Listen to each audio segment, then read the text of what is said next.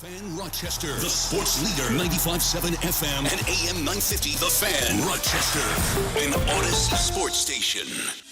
It's time to start the show and talk about the sports we saw. Inside jokes and takes from Danger and Battaglia, Bills and the Sabres and the Amherst. Who gave a microphone to these jerks? Welcome to the sports bar, that's where you are. Welcome to the sports bar, that's where you are.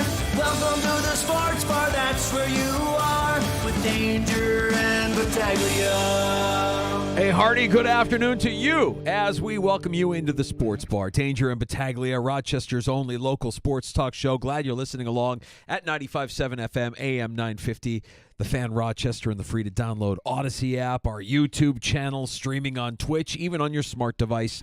When you ask it to play 95.7 The Fan. Can we go continue the conversation we were just having before we crack the mics here? Wondering how it would be like, what life after the age of 90 would be like. And you know, this is something that was shared with us earlier today. It matters to me as a Bears fan hearing that if you're an NFL fan, you should at least know who Virginia McCaskey is. That's the daughter of George Halas. George Halas, the founder of the NFL, right? There's no NFL without Papa Bear. And she today passed away at the age of 102. That's remarkable that the NFL, like the daughter of basically the founding father, was still with us. And I'm going to put my hand up in the air. You didn't know. I didn't know she was still... Like, she's not going to owners' meetings or anything like that. Right. So, and her son, George, is still the team's chairman for the Bears, but 102 years old. And so she's like, what do you think life is like after 90? And I pray that I get the opportunity to know what that is like. I don't know if I have it in my genes because, both my parents passed away relatively young, but I imagine just activity, man. Just, getting up and doing something, even if it's a routine that you're just doing day in and day out. I see the elderly that are in my life and how they spend their time and how they try to maintain a healthy lifestyle. And I think it's just routine and activity, mental and physical. My grandmother made it to 102, and she was a reader. She would read books and just have her circle of friends. And I think that's part of it too. Like, if you have people that you're connected to beyond your family and kind of stay engaged that way. But if you isolate yourself, it's a fascinating topic because I don't know what it goes back to Ralph Wilson for me, because when Ralph Wilson, the rumors, oh my gosh, this franchise is going to move to Canada. I'm like, what does a 90-year-old man think? You've accomplished your life goals at this point. Your family is in place. What do you want your legacy to be? What is the legacy of Virginia McCaskey? Well, her dad, I suppose, but after that, it seems like the Bears are so frugal. He passed away at 83. She took over. She was there for 85. I hope you're sitting down, Bears fan. I just brought up the 85 Bears. And since then, it hasn't been great, right? Like, her first son, Michael, was the team chairman. And then he passed away in 2011. George has been the chairman since. And yes, the McCaskies have they're notorious for being cheap, for not being serious, or for being steadfast in their tradition of what they believe Chicago Bears football should be. It's always been physical, run first, good defense. There hasn't been a lot of adjustment. Is why we always laugh at the quarterback position for the Bears. They've never gotten it right, because in their world, what do you need that for? You just got to have a good run game and a stout defense. They've never had a quarterback throw for 4,000 yards in a season. That's right. The only one in the NFL. Yep. Houston and the Texans and Jacksonville, all these other franchises that are new. Yes, Chicago, you may have your first one here. Right. All we have is optimism, buddy. That's all we have. All we have is our optimism. Don't take the hope away from us. So, and that's kind of the message I've been sharing with my Bears fans buddies, and they've been sharing with me. It's like, I don't know if George is waiting for her at the pearly gates saying, what the hell happened? Or if he's actually very proud of what she did, because in a way, she carried on the legacy that he built as best as I think she could, in including her family in the operation of the football team. But hey, maybe she left us with the right head coach and the right quarterback. Again, all we have is hope. Well, there is somebody that I think Bills fans could relate to. Asking the question, what does somebody in their 90s think? He's going to be 100 this August. Marv Levy. Like, if Marv makes it to 100, what kind of celebration would that be? And you see, like, every once in a while before a big game, he'll kind of do like a posting. But part of it, too, is, like, you're dealing this with your dishwasher at 20. And, like, yeah, things start to break when you get older. You're right. There are no replacement parts. Yeah. Well, so that, I don't know, Gino, to answer the question, what do you think life is like after 90, man? I hope I just get there. I hope I can get there and still, be able to do the things that we love to do. It was real eye-opening to me a couple years ago. I'm going to talk about the guys in my neighborhood for a second. Have I mentioned them before? I seem to recall. Yeah. I mean, there's a few that you should know. There's Tony, there's Nikki Signs, Tony, Doug, Richie C., Timmy Parmesan, Tony, Mike, Doug, Tony, Sammy the Bull, Joey Cups, and his name escapes me. Help me out, Gino. Anthony, but I think he goes by Tony. Tony, that's the guy. Yeah. They play bocce. They play bocce at the in the wintertime at the Italian Community Center, and they do it because their old man, their dads are still playing, and they're in their, they're late. They're in their 80s. I don't know if they're in their 90s yet, but they're at an advanced age. Mm-hmm. And I remember tagging along with them one time and watching these guys, not my neighbors, their parents, these old guys, their parents and their friends playing bocce with all of the exuberance of a kid. They were so into it, and they were good. Like they were, you play bocce your entire life, you're going to be pretty good at it, but they were still good at it. And all I could think to myself is that's what it is. That's what I'm talking about. It's that routine. It's that thing to look forward to. Like, I'm sure all of those guys, that's the highlight of their week. I'm going to go hang out with my buddies just like we used to do when we were in our 20s or when we were teenagers or whatever it is. I kind of love that. I hope that we're all fortunate enough to have that kind of life. I guess that's also part of it, too, is that what is life like when you lose your circle? Yeah. It's tough. You try to create a new circle, I suppose. Do the best that you can. Yeah. Certainly a challenge. But Virginia McCaskey, man, that's a full life, 102 years old, passing away today. And so the Bears issuing their statement, Roger Goodell issuing a statement. I mean, do they put her initials on the jersey? Like for so many years you had GSH on the...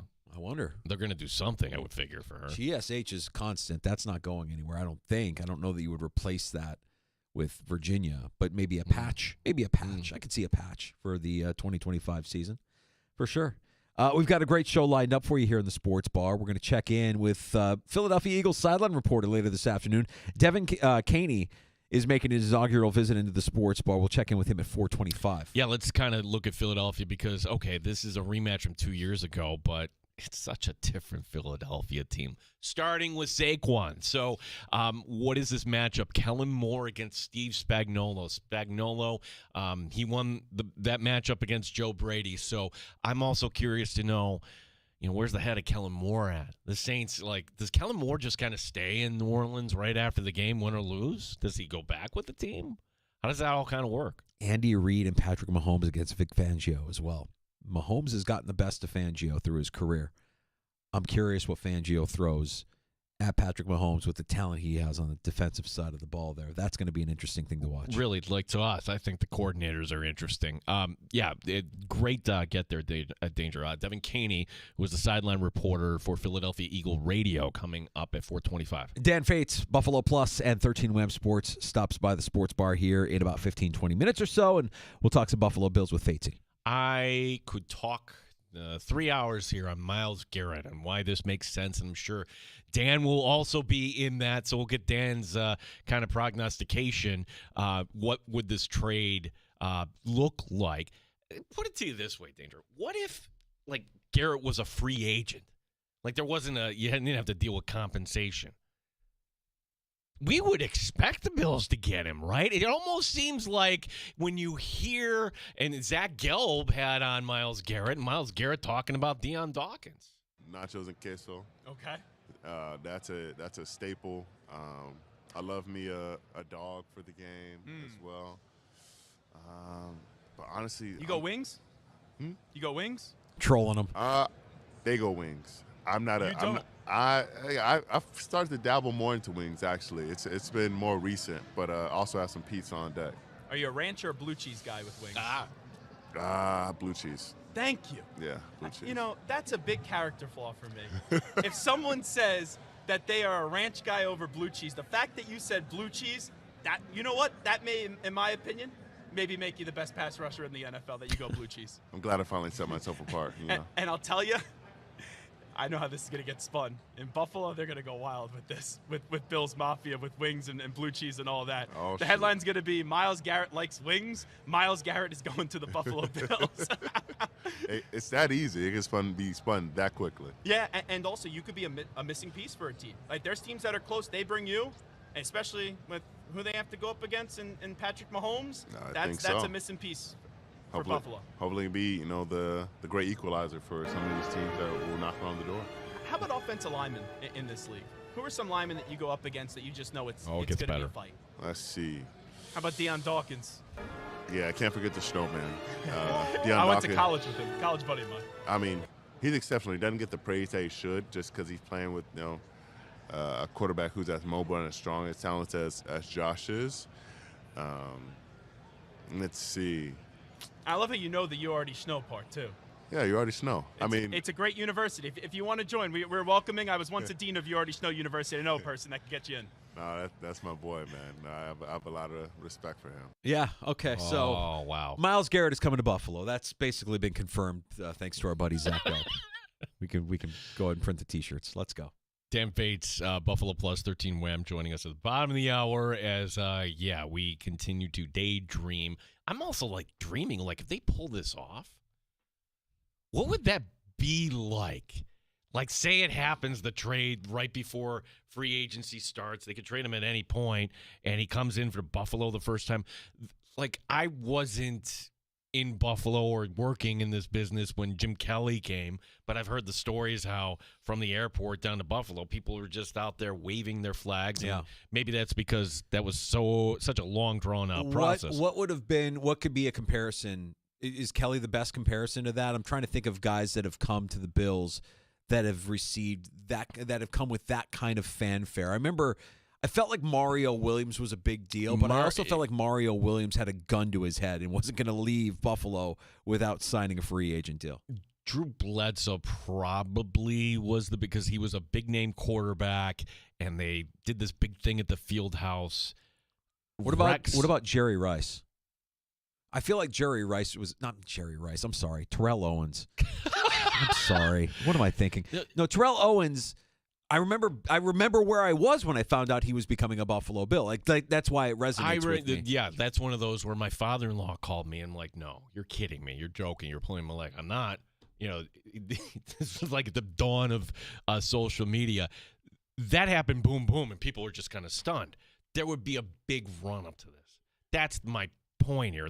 For Kelly, he didn't want to come to Buffalo until he had no other options, and the Bills Mafia, it wasn't called the Mafia back then, just kind of welcomed him in and hey, bygones be bygones, everybody was happy. That was 1986. I would imagine it would be a big old party. Now, I put this out on social last night, and it got some interesting response. John writing in, Bledsoe, Williams, Kelly all arrived at times the Bills were not relevant in the league. Same with T.O. Because the Bills are such an upper echelon team now, I don't think there would be a huge arrival key to the city type of stuff. I don't know. I forgot about the key to the city. T.O. got the key to the city. Yeah. Yeah. It's oh. That was probably a condition. Okay, I'm going to come to Buffalo for a year, but you better give me the key. I don't know. I feel like this would be well received. This would be received with a lot of fanfare, and it feels like he's the kind of guy that we as fans would get our arms around really, really quickly because we respect what he brings to the table day one. He's good, really, really good. Best player you have on defense the second he walks into the room. I respect the way he's going about his business with the Browns. He finished out the season. He made his request. He said, basically, not give me more money. I want to win a championship. Tell me your plan. They really didn't include him on that side of the table. I'm just comparing this to, all right, Jimmy Butler, the Miami Heat. Wah, wah, wah, wah, wah. And then he gets $121 million? Yeah. What world is this? Right. I think we respect Myles Garrett, going about his business the way he is, trying to get out of Cleveland. That's right. Hey, another bit of Bills news from today, and this is curious to me, and I want to get your input on this. You can call us on the Good Smoke Barbecue and Pub Wingman line at 866-4FAN. Award-winning barbecue from Good Smoke Barbecue and Pub at 135 West Commercial Street in ER. GoodSmokeBBQ.com is their website, 866-4326. Do you think Sean McDermott is a little less stubborn in his approach to his base defense? And I'll explain why I'm wondering if there might be a change afoot with the Bills' defense moving forward, that it might be a little bit more malleable, a little bit more flexible than what we kind of come to expect from a McDermott defense, where they're constantly in that kind of like base nickel package that they love to run.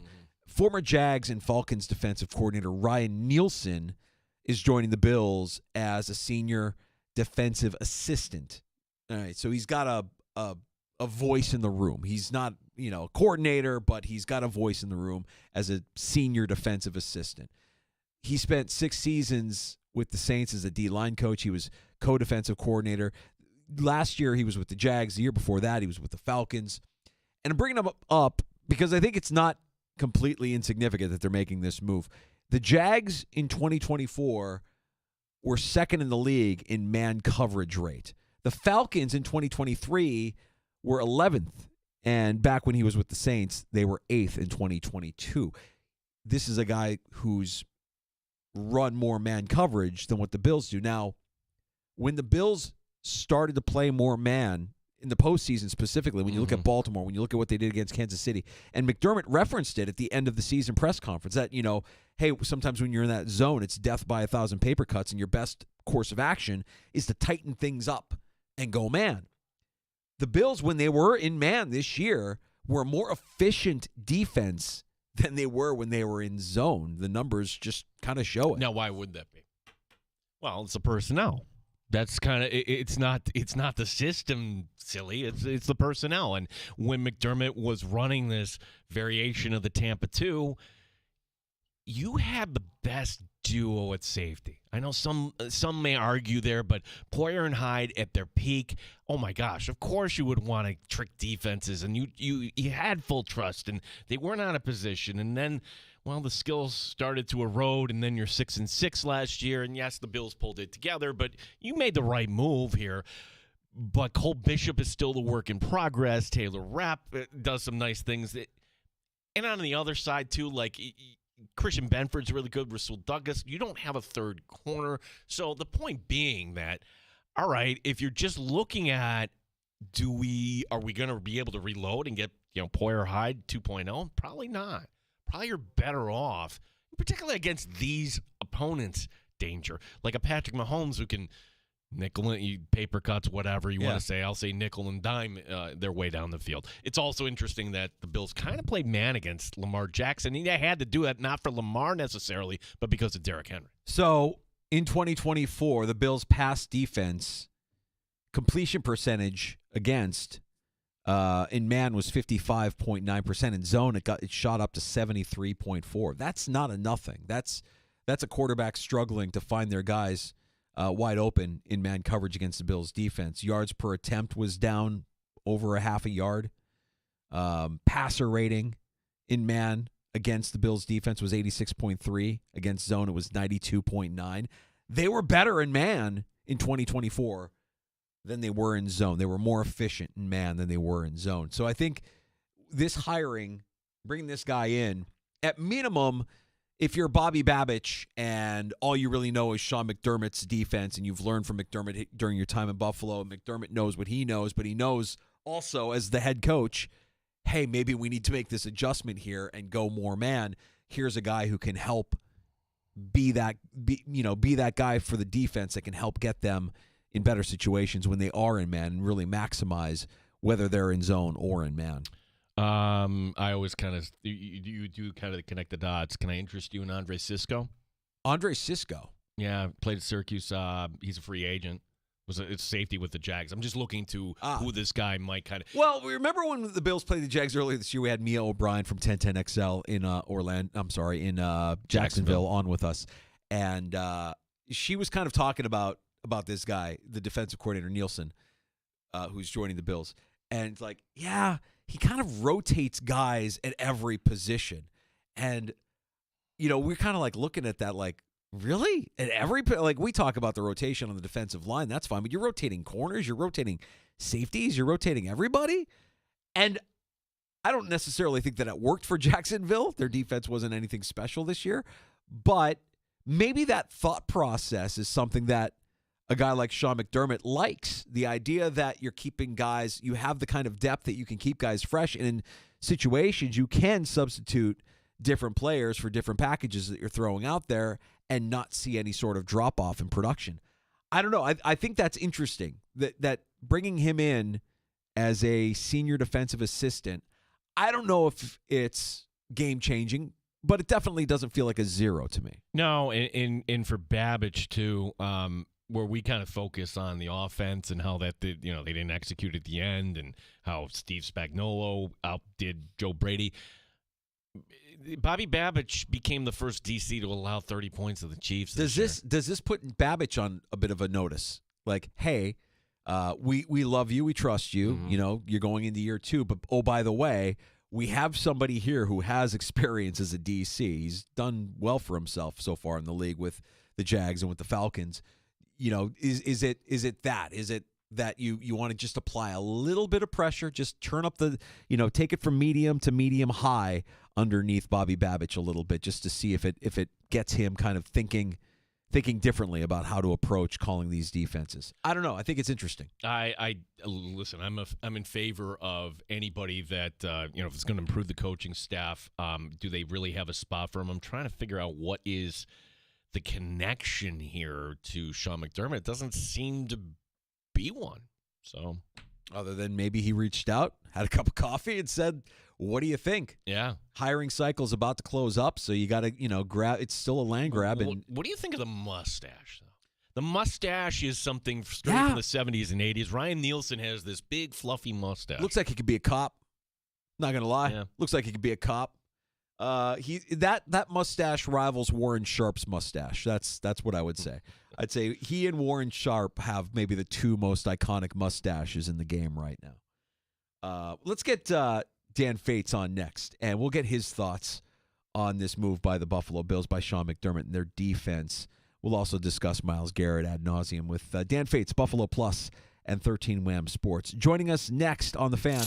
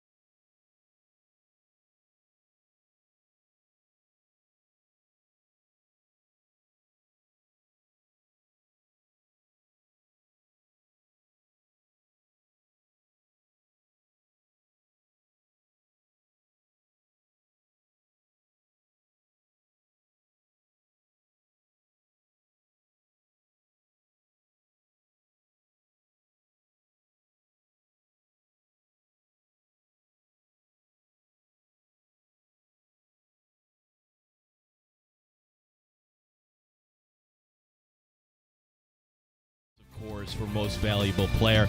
Myles Garrett making the rounds on Radio Row. He's keeping his options open. I mean, there are definitely contenders on the AFC side and NFC side. I'm not, glued to anyone at the certain moment. Like I said, I just want to be in a position to, to play in those big games and win big games, and feel like I can make a meaningful impact and elevate a team and take them over the top. What would a Garrett trade for Buffalo look like? We'll ask that question to Dan Fates, 13 Wham and Buffalo Plus. He joins us next year in the Sports Bar. The NBA trade deadline has now passed, and the headline story from 3 o'clock today, Kevin Durant did not get dealt. He remains in Phoenix. The Sabres, they look to make it 5 in a row. They play at Nashville coming up Saturday night. The Amerks back home tomorrow against Belleville. Gene Battaglia, the sports leader, the Fan, Rochester. They've raised the bar on Rochester Sports Talk. You're in the Sports Bar with Danger and Battaglia on the Sports Leader, 95.7 FM and AM 950 The Fan, Rochester. Always love catching up with Dan Fates, 13 Wham Sports, BuffaloPlus.com. Our weekly chat with Dan every week, every Thursday at this time. And Dan, Gino mentioned in his sports update the NFL Honors Show is tonight. And I think when we saw Lamar Jackson get first-team All-Pro at quarterback, we thought, all right, Josh probably isn't going to get the MVP this year. Yet Vegas knows, and I think I've seen today that Josh Allen is still considered the favorite for the award. Do you think there's a chance? So you're saying there's a chance? Yeah. Vegas doesn't usually just hand away free money to a guy with odds that are plus money specifically. So, yeah, I think there's a chance. It's been a while. I think 1987 was the last time Elway won the MVP when Montana was first-team All-Pro. So it's been a while. But I do think that voters can understand, and they're allowed to split their vote in saying, hey, this guy was the best quarterback, and somebody can also say this guy was the most valuable player. I think we can understand those are two separate things, and I think voters can absolutely have that differentiating and that capacity to see that. So, yeah, I think he's still got a chance. When you look at what he's done and how I find it hard to believe that you'd be voting around and looking at, hey, who are the Pro Bowlers, who are the All-Pro guys, and being like, wow, the Ravens sure have a ton of them. And then be like, how is Josh doing so well in this team that has none of them, second in the AFC? So I think all that does play into it. Yeah, not the only Buffalo Bill up for an award tonight. Dan, I think it's kind of silly that you have Damar Hamlin up for the comeback player of the year. I don't know the format of how this works. Is it like an award show? I mean, like if Damar Hamlin wins, he gets up there. Does he say, well, thanks, I guess, for something I should have won last year? Yeah, I don't – I'm still trying to – we were kind of laughing in there just now as I'm at the station with Jenna going like Joe Burrow came back from like a wrist injury. Like that was his big – Yeah. That was the big injury that he overcame. And, Joe Flacco overcame the couch last year. Like it's kind of weird to be like, how is this voted on? It said DeMar played last year, was on the active roster, all of those things. So it's kind of weird to see that now. I don't know. I don't know what he would say. I honestly don't. I thought he had a really good, strong ending to the season. I think he's proven that he's a capable starter in the NFL. And if he gets the award, good for him. It continues to be an unreal, special ending to a very scary story at times. Dan, when we spoke with you last week, the words of Brandon Beane and Sean McDermott were still very fresh in our mind, and Beane specifically in talking about wanting to bolster up his defense with a star player. Do I wish I could find a guy like Chris Jones? Heck yeah. He was very excited about the prospect of being able to do that. Now we get word of Myles Garrett this week, of course, requesting that trade. So how about that? Do you think, again, are you telling me we have a chance here with Myles Garrett, Dan? What do you think? Yeah, and I think the big thing that people may be missing in this Myles Garrett, which could draw out to be a very long saga.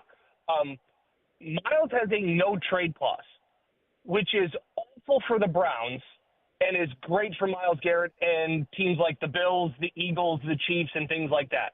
So when everybody wants to tell you, he costs too much, I don't think he costs that much.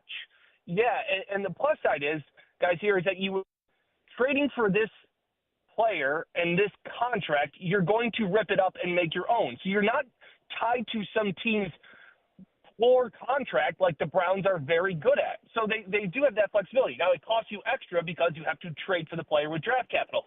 To that, I say look at Bean's last few first-round picks and say, I'm totally fine with giving up this one this year for a proven commodity that has been an absolute game-changing, wrecking player in the game. So, and when people will say, well, the Bills are going to pick 30th overall, Dan, the Browns aren't going to want that. Well, the Browns aren't going to really have a choice. They may get 5 first-round picks from the Arizona Cardinals, and Miles Garrett gets to say, no, I don't want to do that. And they go back. So the Bills are in a favorable position where the draft capital that they have kind of plays to their favor because Miles has made this public, because this is going to get ugly. I think that ends up taking the value. And for everybody that says, oh, it's going to cost this many picks, it never usually does. I think that's part of the hype in the media, especially for a non-quarterback.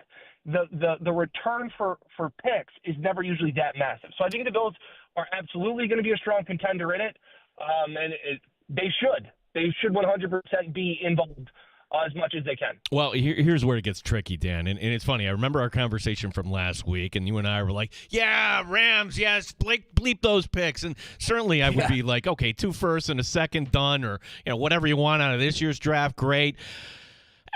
Yeah, when it gets to the, hey, we want a younger player, and it's funny, we took calls on this. Yeah, send him Mitch Trubisky, they need a quarterback. No. Send him Kyrie Lim. No. Yeah. Where do you draw the line here? Because I'm sure the Browns might ask for, I don't know, like Christian Benford. Greg Rousseau. Some pieces that I don't want to give up here. Yeah, I wouldn't want to give up Benford. I think that's a position that, you found him, you've developed him, things like that. I'm very confused on where we see the future for Greg Rousseau, a guy that, has high expectations once again.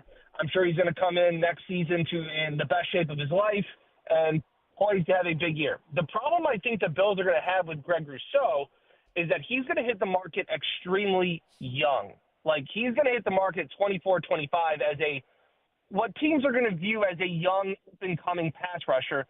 And I think he's going to get an absurd amount of money. I think he's going to price himself out. I think if the Bills could get him on somewhere between what the market says and what A.J. Epinesa got kind of deal, but I think he could get north of $15-16 million because he's going to be 25 years old and things like that. And I think that's too rich for the Bills' blood and too rich for the production. So if that goes part of the deal, okay. I'm not. What did Greg have? 8 sacks this year and 3 were in the first week. So I like Greg. Don't get me wrong. I'm not sitting here saying Greg's a bad player and I would throw him away and trade him for a ham sandwich. It's just you kind of have to look a little bit ahead of, hey, we're going to say no on Greg because we want to sign him. And then what if you don't sign him and the deal falls through because you wanted to hang on to this guy, but he got to taste the open market a little bit and saw that, hey, there's greener, cashier grass on the other side. It's interesting. You're making this argument for Rousseau is a free agent, and all I'm seeing in my head, I'm visualizing in my head, is another first-round draft pick that the Bills made on defense, Tremaine Edmonds, who went to Chicago and is not worth what they're paying him, but he's making great bank to play that position, and he's the same player in Chicago that he was in Buffalo. He's maddening. Yeah. And I wonder if Rousseau is Edmonds version 2.0 for this team. Yeah, and he was what? He hit the market at 24? Exactly, same guy. Whoa, you could get a 24-year-old middle linebacker franchise that's, been to some Pro Bowls, has shown at moments he can wreck games. Holy cow, let's open up the bank account.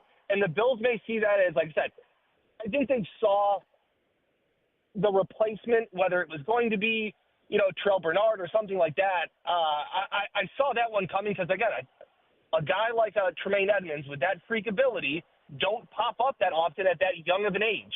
So I can see that with Rousseau happening, and we'll hear about salary cap and all those things, but he just may price himself out to where the Bills just say, hey, best of luck, congratulations, go make your money.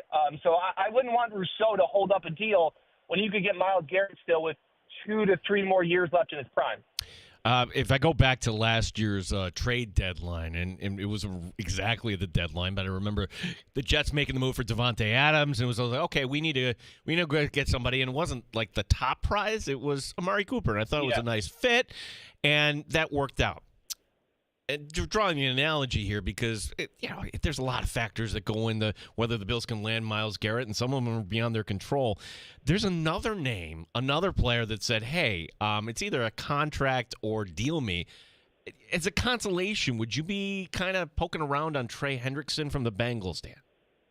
Yeah, I really would.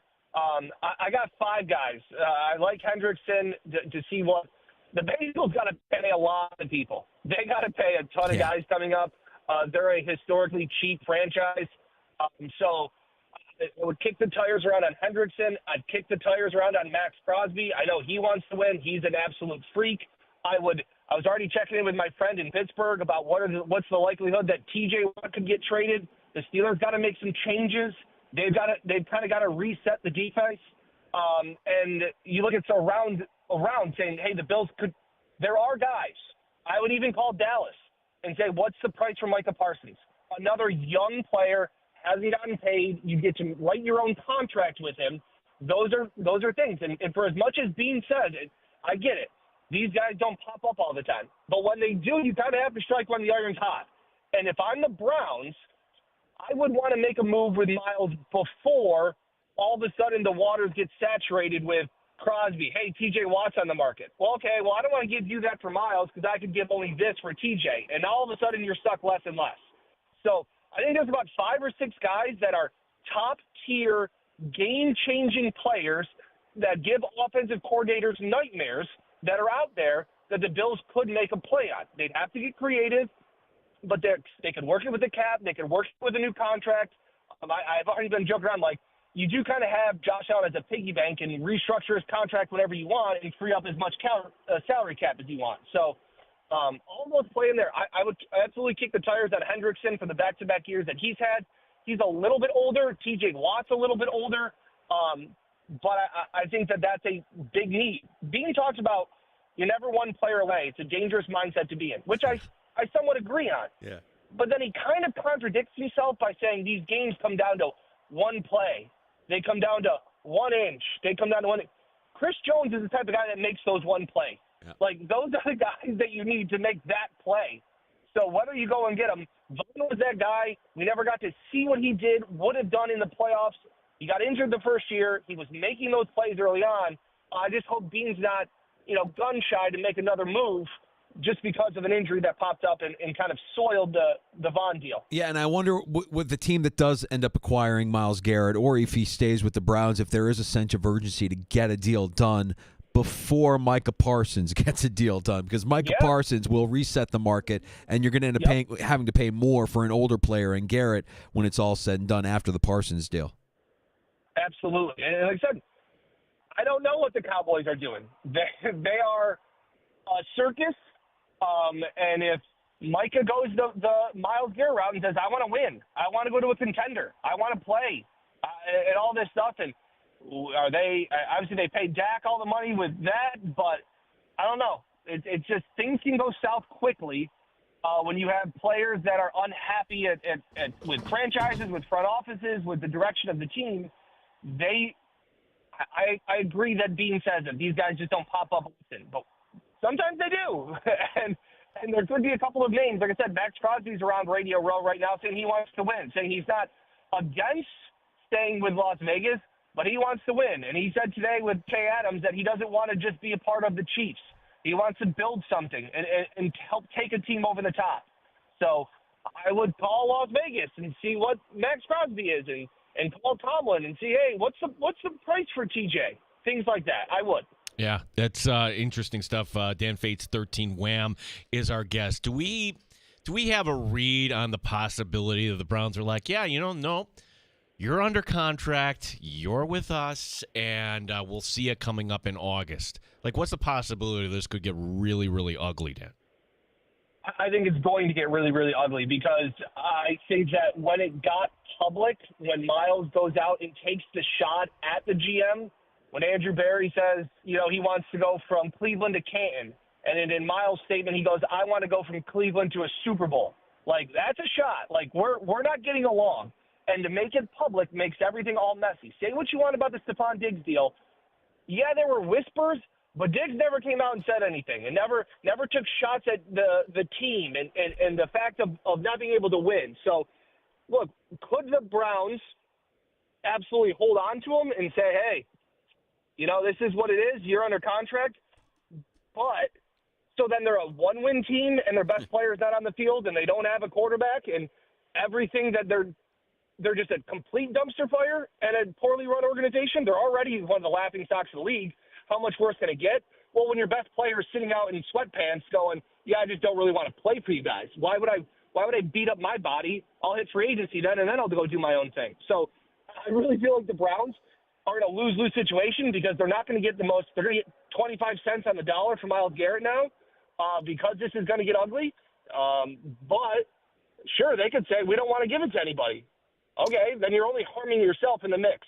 Dan, I'm proud of us as a fan base, with what we talk about here in the sports bar with you and when we talk about this team.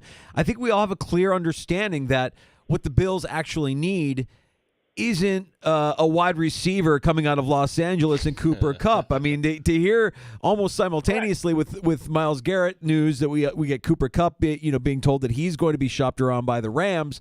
I don't hear as many people in Bills Mafia saying, oh, that's the guy that we need to unlock and bring into Buffalo. I mean, I think any team would be like, oh, good, we have Cooper Kupp, but at what price? And right now, when you see a team scoring 30 points a game the way the Bills did this season without a true number one wide receiver, maybe we don't need more help on the offensive side of the ball. I sensed a little bit of sarcasm. A little bit. Yeah, Mike was the first one after we did our video on Myles Garrett and said, oh, Cooper Kupp not there. And I said, I'm okay. Like, I have enough guys that play in the slot for the Bills that cover the, that do most of their hay at the line of scrimmage. And I'd like a couple more pieces that stretch the field. Cooper Kupp is a great player. Can't take away what he did in that 2019 season. Unbelievable player. A lot of tread on that tires. I just don't know how much is left in the tank. It sounds like it's a little bit like OBJ to me. Maybe he's got a little bit more left, but he had a great passing offense, a great offensive coordinator, great, offensive team, and didn't really do much this year. And he had Puka Nacua next to him, who's, an up-and-coming top 10 wide receiver. So I'd pass. I think Shakir right now is a better version of him. And Curtis Samuel showed flashes that when he's healthy at the end of the year can be a Cooper Kupp light. So I'm okay. And it's funny, we were joking around about the Myles Garrett thing that, Bovado had the odds that, the Bills had the best odds. And it's like, are the Bills the best odds for, every player that comes on the trade block? Like, hey, the Bills are the favorite to get this guy and that guy. And I think even when Saquon was getting shopped, was on the free agent market, like, the Bills could do a move. But I haven't heard much about Cooper Kupp. So to your point, I think we are maturing as a fan base. It helps when you're a good team and that everybody kind of says, well, he'd be a nice fit. It'd be, that would work out. But I just don't know what's left in the tank for Cooper Kupp. So I will respectfully pass. Dan Fates, 13-win Buffalo Plus, our guest. We did have a Bills note here that coming in now, part of this coaching staff apparently is going to be Ryan Nielsen. Nielsen, a former DC in Atlanta last year with Jacksonville. Dan, what do you make of this move? Is this going to mean a shift here in the philosophy? Is it kind of to put Bobby Babich? I know it's because if you want another voice, I don't know, like a guy who couldn't cut it in Jacksonville. I'm not sure if this is. It's a peculiar move to me, at least. Yeah, I can't say I know much about Nielsen. I saw the tweet, did my research, and Jacksonville had a terrible secondary the last few years. I do like that Sean is open to voices, keeping things fresh. We've seen him adapt.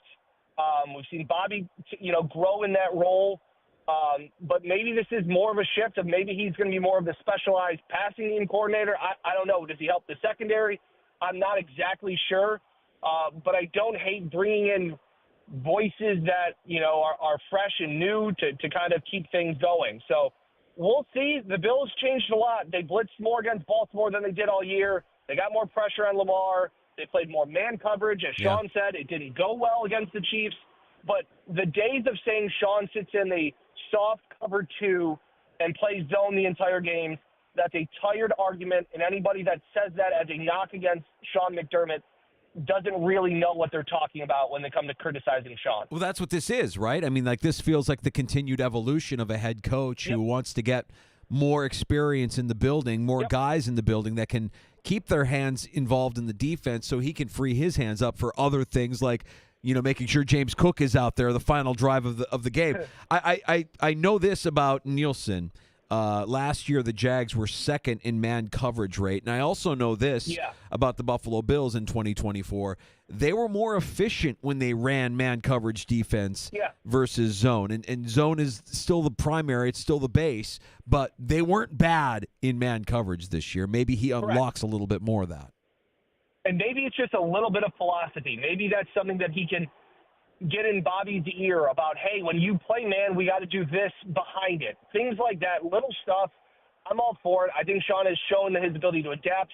He's talked about that, now he's cracking dad jokes once a week. But it does feel like, as Sean said, I'm more comfortable. And you don't have to look too far.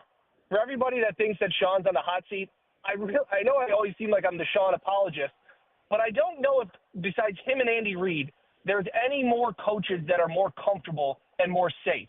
Because if you look at the other team that the Pagulas own, they are a wreck.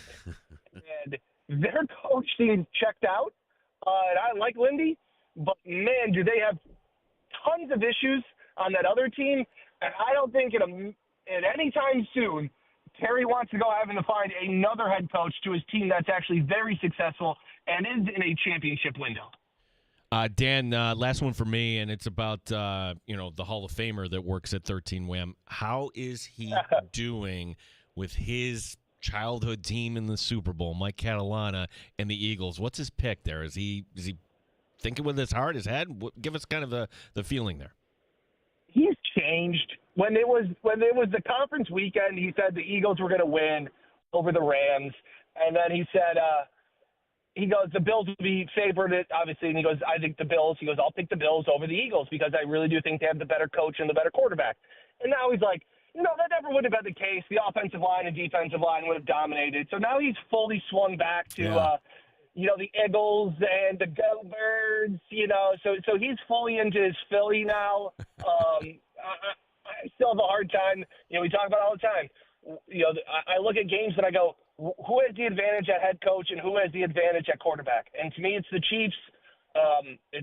There is a part of me that wants the Chiefs to win so that a little bit of the noise can die down. I said it last week. It's not like the Bills are losing to one year the Broncos, the next year the Ravens. They can't get over anybody. They just can't get over this, as I joked around, a historic hump that is in their way in the Kansas City Chiefs, okay? That's what this is. So it would almost solidify the bad luck that they've had, that I've said they don't have a head coaching problem. They have a Kansas City Chiefs problem, which is what the entire NFL seems to have right now. So I think the Chiefs do it. I'd love them to score 30 points again, just so that we didn't have to say, they scored their most points against the Bills, just because I think the Eagles offense or the Chiefs offense is now clicking like they've been waiting for all year. The good news is that the historic hump, a great nickname for Andy Reid, by the way, will be back next year for another season for the Chiefs just to torment the Bills. So, yeah, we're all looking forward to Sunday. Dan, what are you and Jenna and Mike working on at Buffalo Plus that we can check out here prior to Super Bowl? Yeah, we did. Earlier this week, we gave our instant reactions to Myles Garrett, similar things that we talked about, but obviously Mike and Jenna's take on that. And then yesterday we talked a little bit about how to fix the officiating on the latest podcast that's up right now, as well as what's next for the Bills, what is Brandon Beane's decisions like, and, Mike got to talk about his Eagles. So all of that is on the latest episode of the Buffalo Plus podcast. Well, Dan, hopefully you have time next week because maybe we break the baseball seal here. Oh, no, I'll break it right now. Dan, question for you. Who has the best 1 through 4 in the NL East? Probably the Mets. Really? Thank you. Really? Probably, what if Acuna's healthy? probably the Mets. I mean, they're the best team that baseball has ever seen assembled. The payroll, they're just so good. I think they're going to win the division. I sense win the World sarcasm. Series. I sense some sarcasm, Dan. You sensed it on me, and I'm sensing it on you a little bit. No, me sarcastic about the Mets? Get out of here. Never. Thank you, Dan. Thanks for the time, buddy. You're the best, guys. Appreciate it. Thanks for having me on. You got it. Dan Fates, 13 Web Sports, BuffaloPlus.com. He got me. No, he answered that honestly. He did? Pete Alonso's back. Woke Where's up the to that parade? Where is the parade, Gino? Meet the Mets. Meet the Mets. Because just a couple weeks ago, you're like, guy's a bum. I don't care if he's with us. It doesn't matter. Okay, I never said that he was a bum. I just said I don't see this going the way, and I thought he'd end up as an angel or something. 2 years, $54 million. Basically, it's a 1-year deal if you break it all down. Great. Can't wait for spring training here, Danger. And just like last year, it's not good for the show, Gene, when you don't get all excited. You're going to be measured, calm, I am collected. measured, calm. I took shots from Carolina and you last year, and I predicted exactly what would happen. Yeah. And when the time comes, I'll predict exactly what will happen again. If you love baseball, you're going to come to the sports bar because I'm going to give you expert baseball takes. Wow. No baseball writer, no anything, and I'm not my, You hear my this guy? judgment is not clouded by my You hear this guy? All right. That was not me. That was you. I can't believe you. Some class, pal. All right. Well, look, I think it's worth exploring. Like, who has the best 1 through 4 in the East? If it is the Mets, I want to hear it. I want to hear how Alonso, admittedly declining in his ability, makes them the best 1 through 4. I'll give you the best 1-2 punch. Well, I think the best 1-2 punch resides in Queens. listen. I've got a take also on that team that plays down the throughway. I'm not right on every take. Yesterday, this time, this could be the signature moment for Syracuse basketball. That's been kind of a No. not even close. Not quite. And if you're thinking, man, this sets up for change, I'm going to explain why that's not going to happen. We are going to get to that, and we have time for your calls on the other side as well at 866-4FAN. 585-866-4326. Use that number now to be caller 5 and win a free pair of tickets to see Luke Bryan at Darien Lake. He's coming August 30th. We have a free pair for you right now. Caller 5 at 866-4326. You can get those Luke Bryan Darien Lake concert tickets at livenation.com or win them for free right now when you call a 5 866-4FAN. You're listening to the Sports Bar with Danger and Battaglia on 95.7 FM and AM 950, The Fan, Rochester. Ready to upgrade those old windows? Now's the time with Window Nation. 60% off all window styles, plus pay nothing with no interest for 2 years. Visit windownation.com. Bills, Sabres, Amerks, all on your favorite sports station. 95.7 FM and AM 950, The Fan, Rochester. It's Advantage Youth Month. Open a youth account for anyone up to 13 years old, and Advantage will match your first deposit up to $20.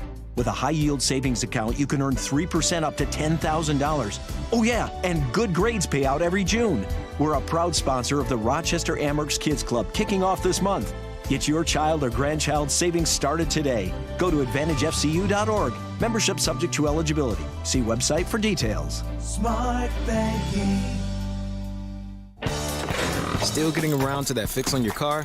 You got this. On eBay, you'll find millions of parts, guaranteed to fit. Doesn't matter if it's a major engine repair or your first time swapping your windshield wipers. eBay has that part you need, ready to click perfectly into place for changes big and small. Loud or quiet, find all the parts you need at prices you'll love. Guaranteed to fit every time. But you already know that. eBay. Things, people, love. Eligible items only. Exclusions apply. Are you a victim of the timeshare trap and think there's no way out? I'm Chuck McDowell, founder of Wesley Financial Group, the original timeshare cancellation expert. And I'm here to tell you that there is a way out. All you need to do is give my office a call. I will send you a timeshare exit information kit absolutely free, explaining how the timeshare...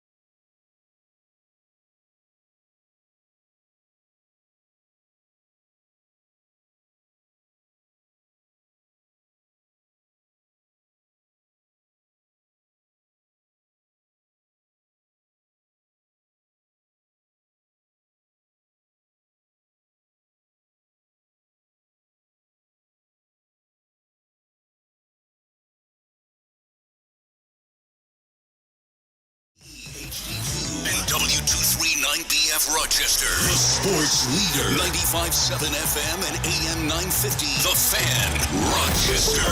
An Odyssey sports station. The Fan, Rochester. Sports update. NFL Honor Show is tonight. Josh Allen, of course, up for the MVP. Damar Hamlin up for the Comeback Player of the Year award. On Radio the Row this week is Myles Garrett. Garrett making it clear what his goal is. I have a lot of love for Cleveland, but it's always for me been about continuing for championships, winning those big games, and winning Lombardis, and we haven't had the opportunity to do that, and that's all I'm asking for. NBA trade deadline has now passed. Kevin Durant did not get dealt. He remains in Phoenix. Just one more game for the Buffalo Sabres before the break for the Four Nations tournament. Buffalo looking to make it 5 in a row as they play at Nashville on Saturday. The Amerks in action tomorrow night as they take on Belleville. Our coverage will begin at 7 o'clock. RIT tomorrow night taking on Holy Cross. Gene Battaglin, the sports leader. The Fan, Rochester.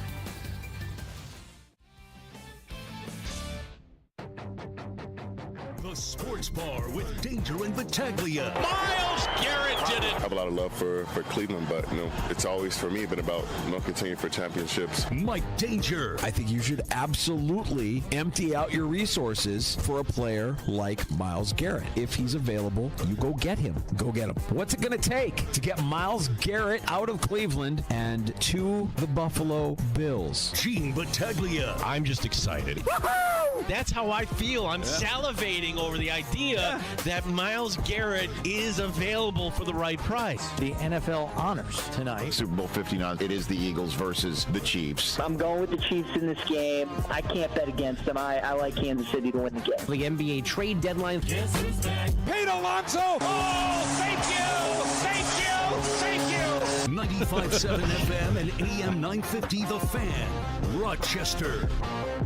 All right, Dan DeLorean, bounty hunter of the finest galaxy on the planet. Did you notice what he was wearing today? Yeah, Meet the Mets. it's time for our annual parade of misfits. Greet the Mets. Bring your kiddies. All right, Gino. Is this necessary? This is an exciting signing for your team, is it not? This is the guy that... No, it was expected. Like, eventually he was going to go back to the Mets. And because we live in this world with deferred contracts and money isn't real, I don't care how much they paid him. So great. He's going to make $30 million this year. Like, Pete Alonso earned it. The story here is, Danger, that like he could have made a lot more had he said yes to the contract extension, a 5-year deal. He didn't do that, and then the market wasn't there. And like, oops, Scott Boras kind of overestimated it. Yeah. And I think you get a sense of that when the news comes out in the middle of the night. Right? I mean, it literally just because the story was that Steve Cohen flew to Florida and they had their sit down. Isn't that funny how like, okay, we're stuck here. And you have to have the face-to-face. And it was actually the 3 of them, so I don't know if they wrote it on a napkin or how it all got done. But you mean to tell me you're not high in this Mets lineup? No, here's what I woke up to today. Mets fans texting me, boasting about having the best 1 through 4 in baseball. In baseball.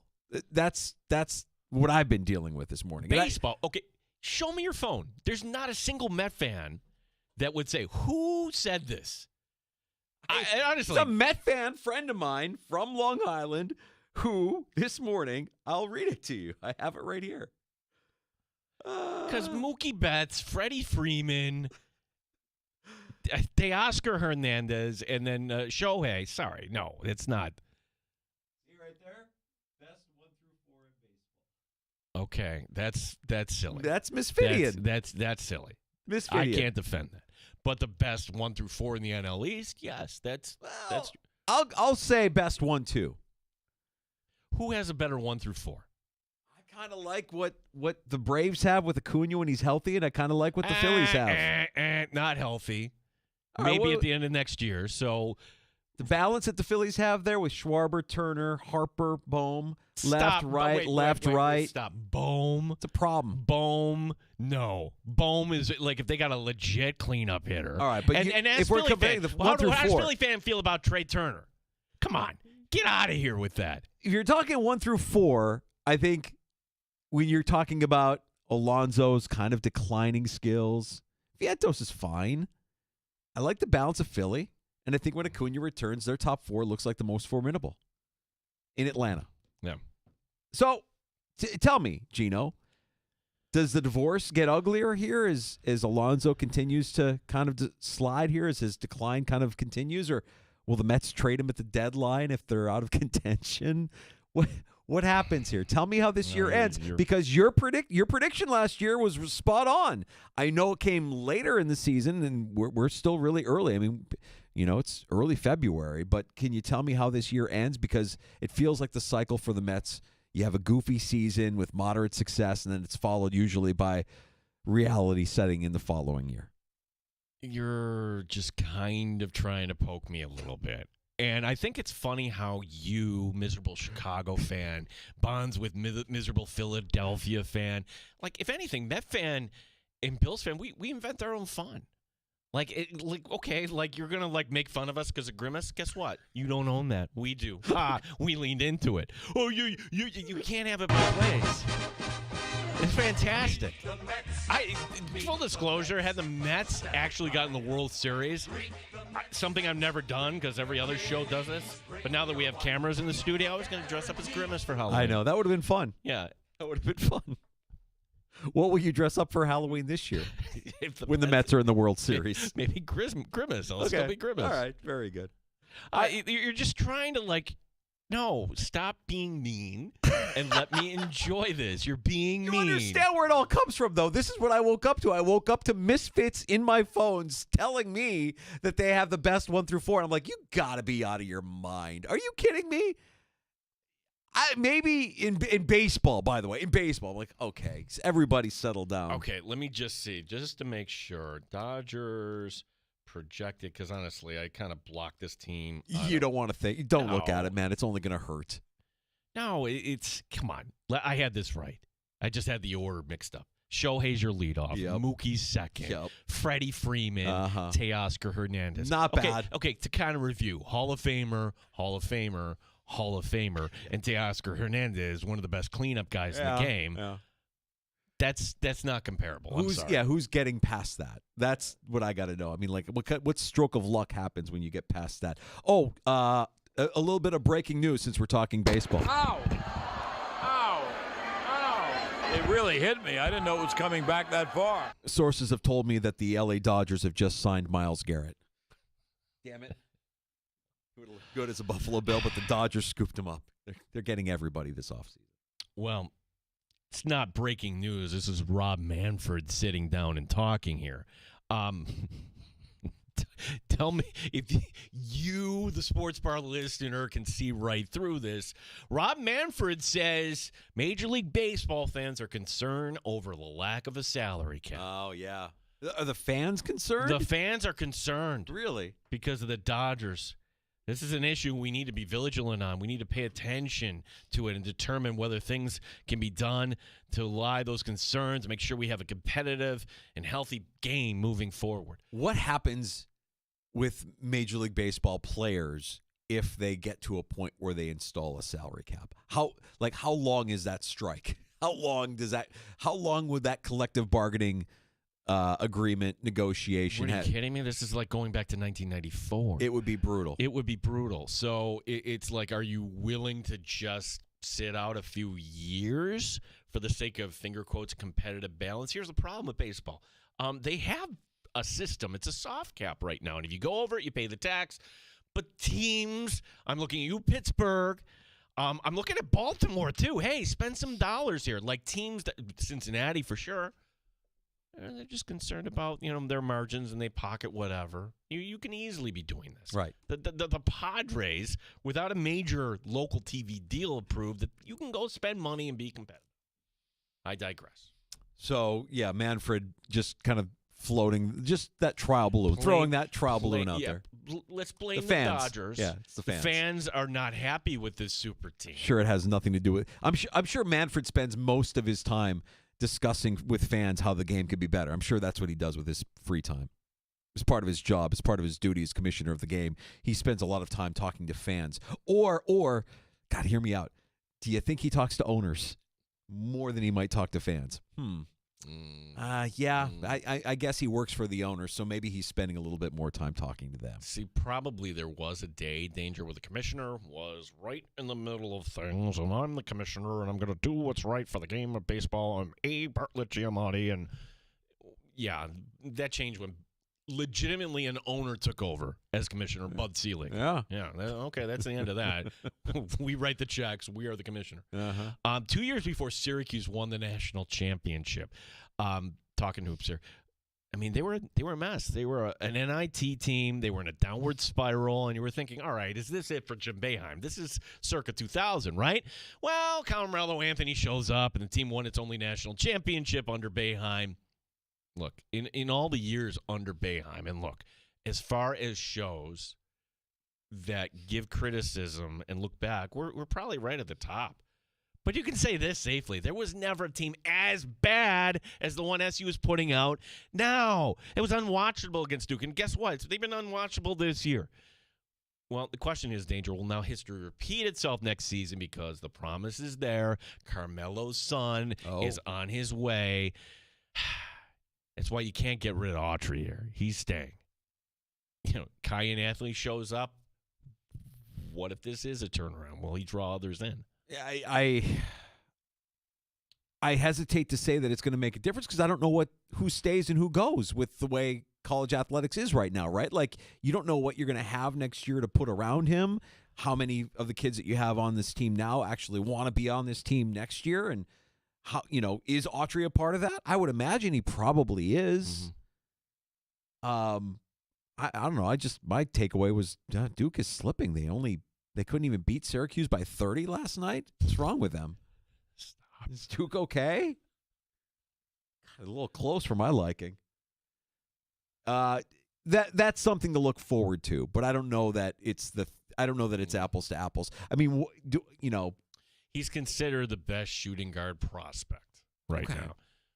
So it's a get for Syracuse for sure, but you're going to need more than that.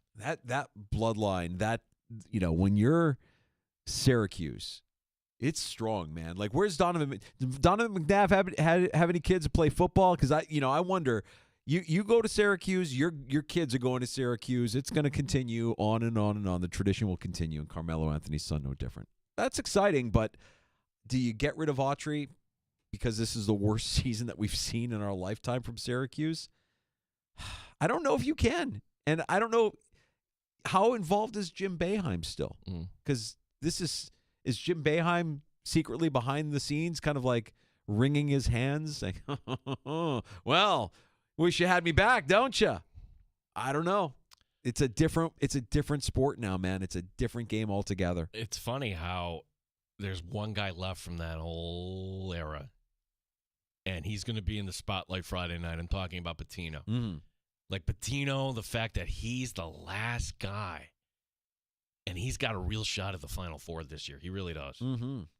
Yeah, it'll be interesting to see. That was not fun last night. I think our advice was check in if it gets out of hand, and if it's double digits by halftime, you're probably good. You don't have to worry about watching the rest of the game, and that turned out to be fairly accurate.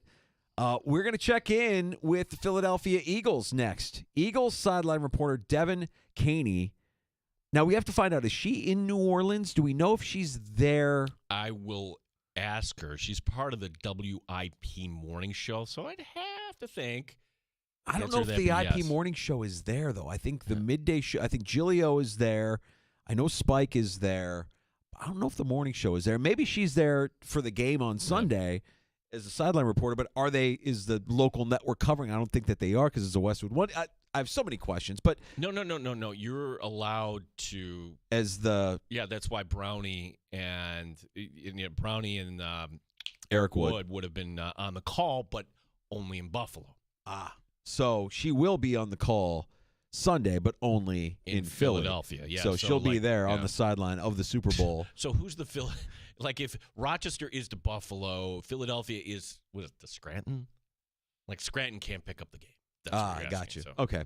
Devin Caney, Eagles sideline reporter, the Eagles Radio Network, stops by the sports bar. Next, we'll get a preview on the big game Sunday between the Eagles and Chiefs. Your call is always welcome at 866-4326. Join us, 585-866-4FAN.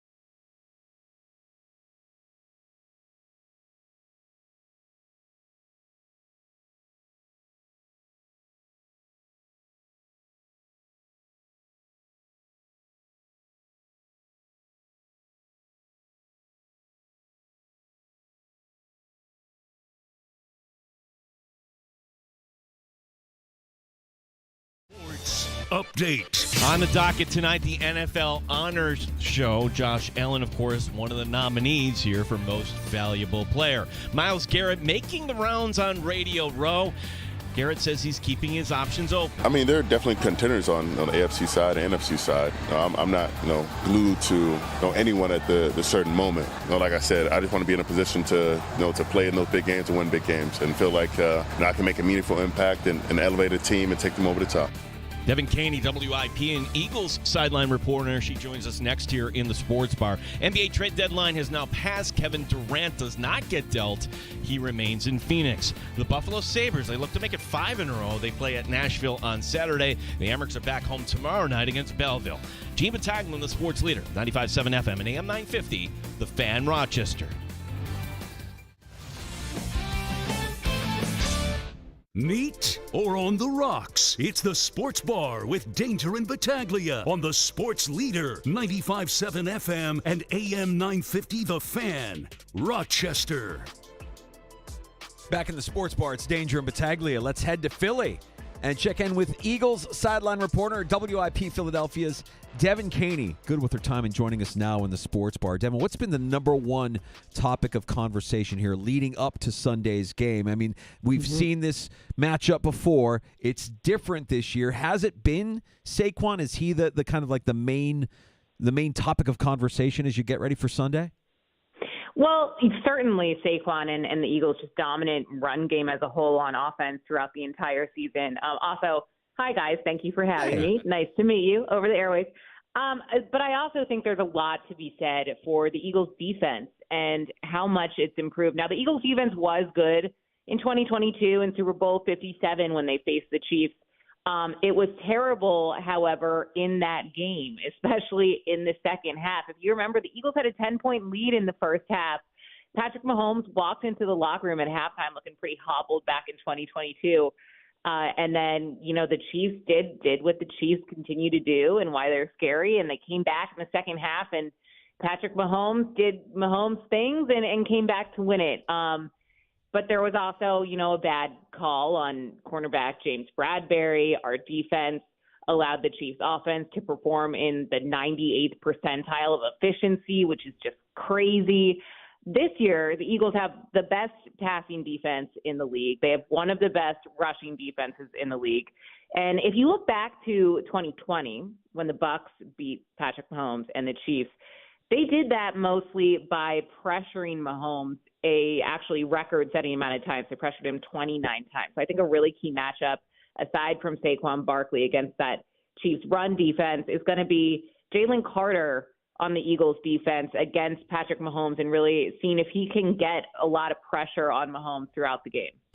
Devin, it is nice to meet you. And up here, it's Buffalo Bills country, and I think every one of our listeners is pulling for Philadelphia here. One of the reasons I think the Bills fell short to Kansas City was the coaching.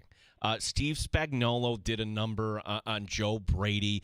What do you think of this matchup, Spagnuolo against Kellen Moore? And furthermore, what is the relationship today between Eagles fans and Andy Reid?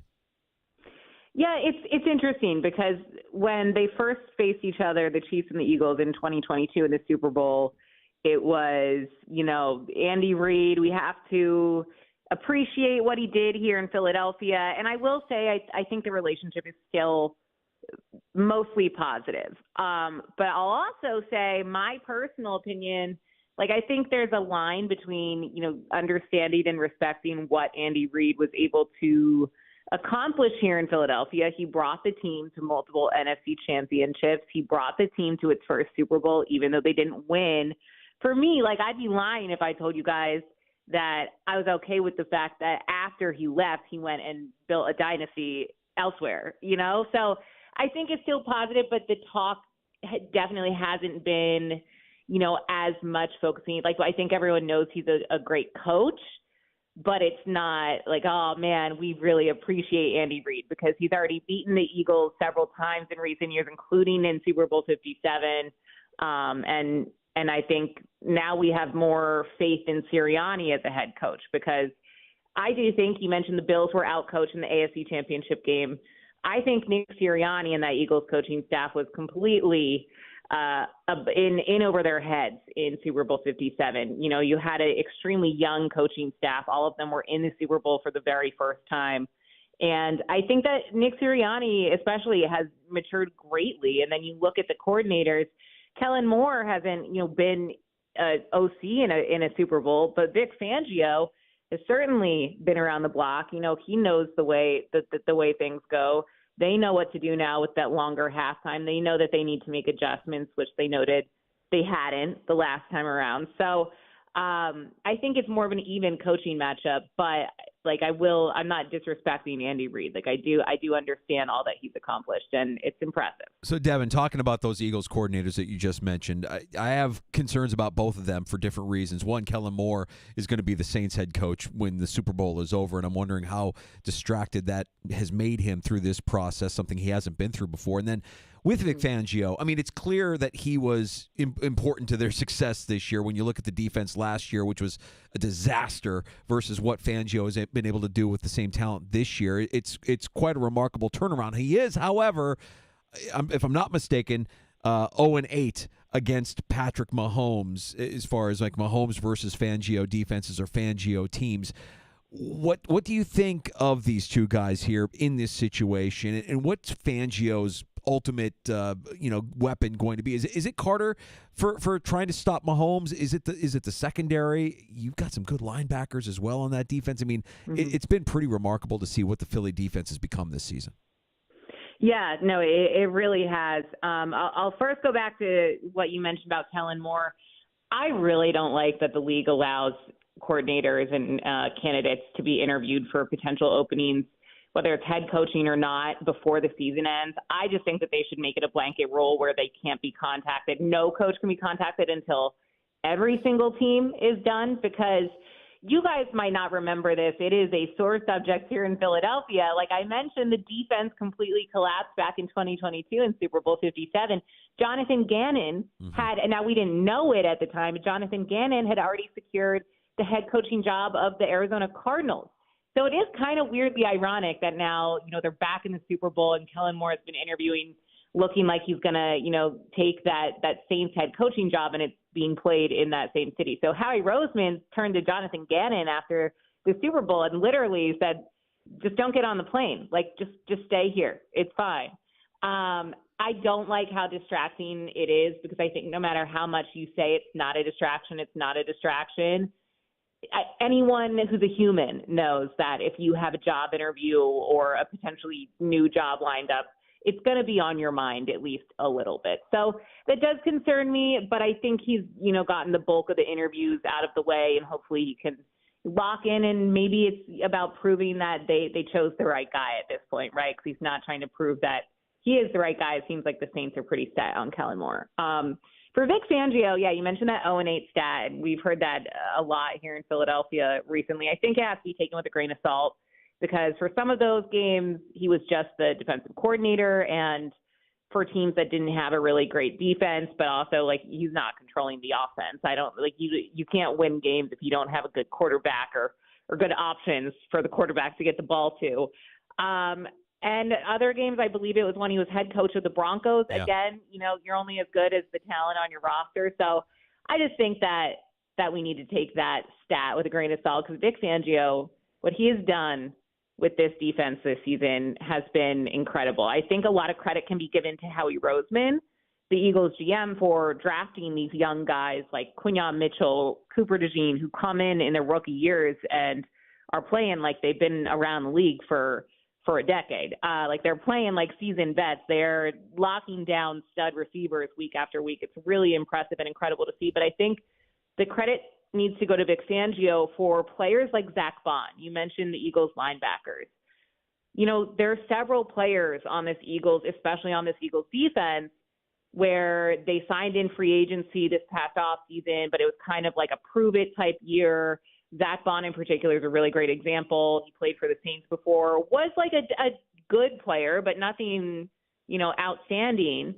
And now look at him. He's a nominee for Defensive Player of the Year. Vic Fangio has a way of finding these guys' strengths and putting them in a position where those strengths are best used and on display. Even Jordan Davis, he was at the top of conversation here in Philadelphia for the last 2 seasons as, is he a bust or is he not a bust? Because he couldn't stay in shape. He wasn't really making the plays that we expected him to. And no, he's not having a Jalen Carter type season, but he is making a lot of really great plays on defense. So I think that what Vic Fangio has done here in Philadelphia has just been incredible. We're talking to WIP sideline reporter Devin Caney, Eagles Radio. Devin, we're in Western New York. We were familiar with, hey, when a relationship kind of goes sideways, we saw it with Diggs and Allen and McDermott. We knew there was something, but we couldn't quite pinpoint it. And when Diggs got traded, it really wasn't a surprise to anybody who kind of covered the team up here. I guess my question is, like, what is the relationship right now between the head coach, quarterback, and A.J. Brown? Because it's not every day you see, particularly a playoff game, somebody reading on the sideline. Yeah. So A.J. is – I think A.J. gets a bad, or I don't even want to say a bad rap, because I think a lot of people want A.J. Brown to be that diva wide receiver of, years past in the NFL. And he's actually not like that at all. He's just a super kind of quirky guy who likes to do his own thing. I think he genuinely was just reading that book on the sideline to help his mindset. And there are photos of him reading in previous games, that game in particular. I think the cameras just happened to pick it up, so it blew up. As far as we all know, the relationship between the three of them, Nick Sirianni, Jalen Hurts, A.J. Brown, is fine. We saw Hurts and Sirianni after the NFC Championship game, giving each other flowers and credit where credit is due. And it's hard to figure out what Jalen Hurts' relationship with A.J. Brown is. Like, I don't know what their personal conversations are like, but it certainly doesn't seem like there's any bad blood between them on the sidelines. We had to hear leading up to the AFC Championship all week about how healthy Kansas City was. No injuries on the injury report. They're healthy. It's the end of the season. It's amazing. They don't have any injuries. And we know the same can't be said for Philadelphia. So what are the Eagles' injury concerns here going into the game? How are they looking health-wise, Devin?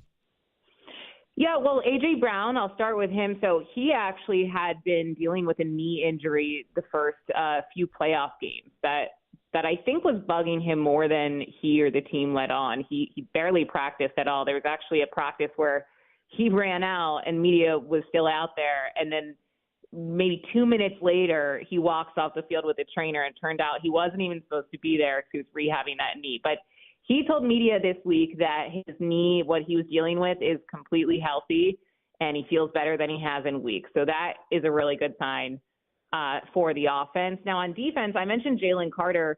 Jalen Carter has been dealing with a sickness down in New Orleans the last 2 days, which is pretty concerning just because you don't want that to pass around the locker room, and apparently a few other guys have been slightly under the weather. I don't know if it's, something related to what they ate, if it's like that type of sickness, or if it's more of a cold. But I think he will be, ready to go on Sunday. He just has been limited in practice. And then Kenny Gainwell is another one to watch. He got a concussion. He left the game early in the NFC Championship game with a concussion that he's been dealing with. He is, I believe, limited in practice, so I think expected to play, but something to keep an eye on. Otherwise, it's still I know we're talking about the Chiefs being really healthy, but Eagles are healthy as it goes for, an NFL team and the typical injuries that pop up, especially this far into the season. The Eagles are pretty healthy. Devin, there was one thing in the AFC Championship game that Kansas City did defensively, and the Bills ripped this off from Philly. No, we're not going to allow that tush push, and we're like, you're going to try this again. It's not working. Is there any concern that Kansas City might have solved the way to defend this? And I guess the broader question is, why has this been just such an automatic for Philadelphia?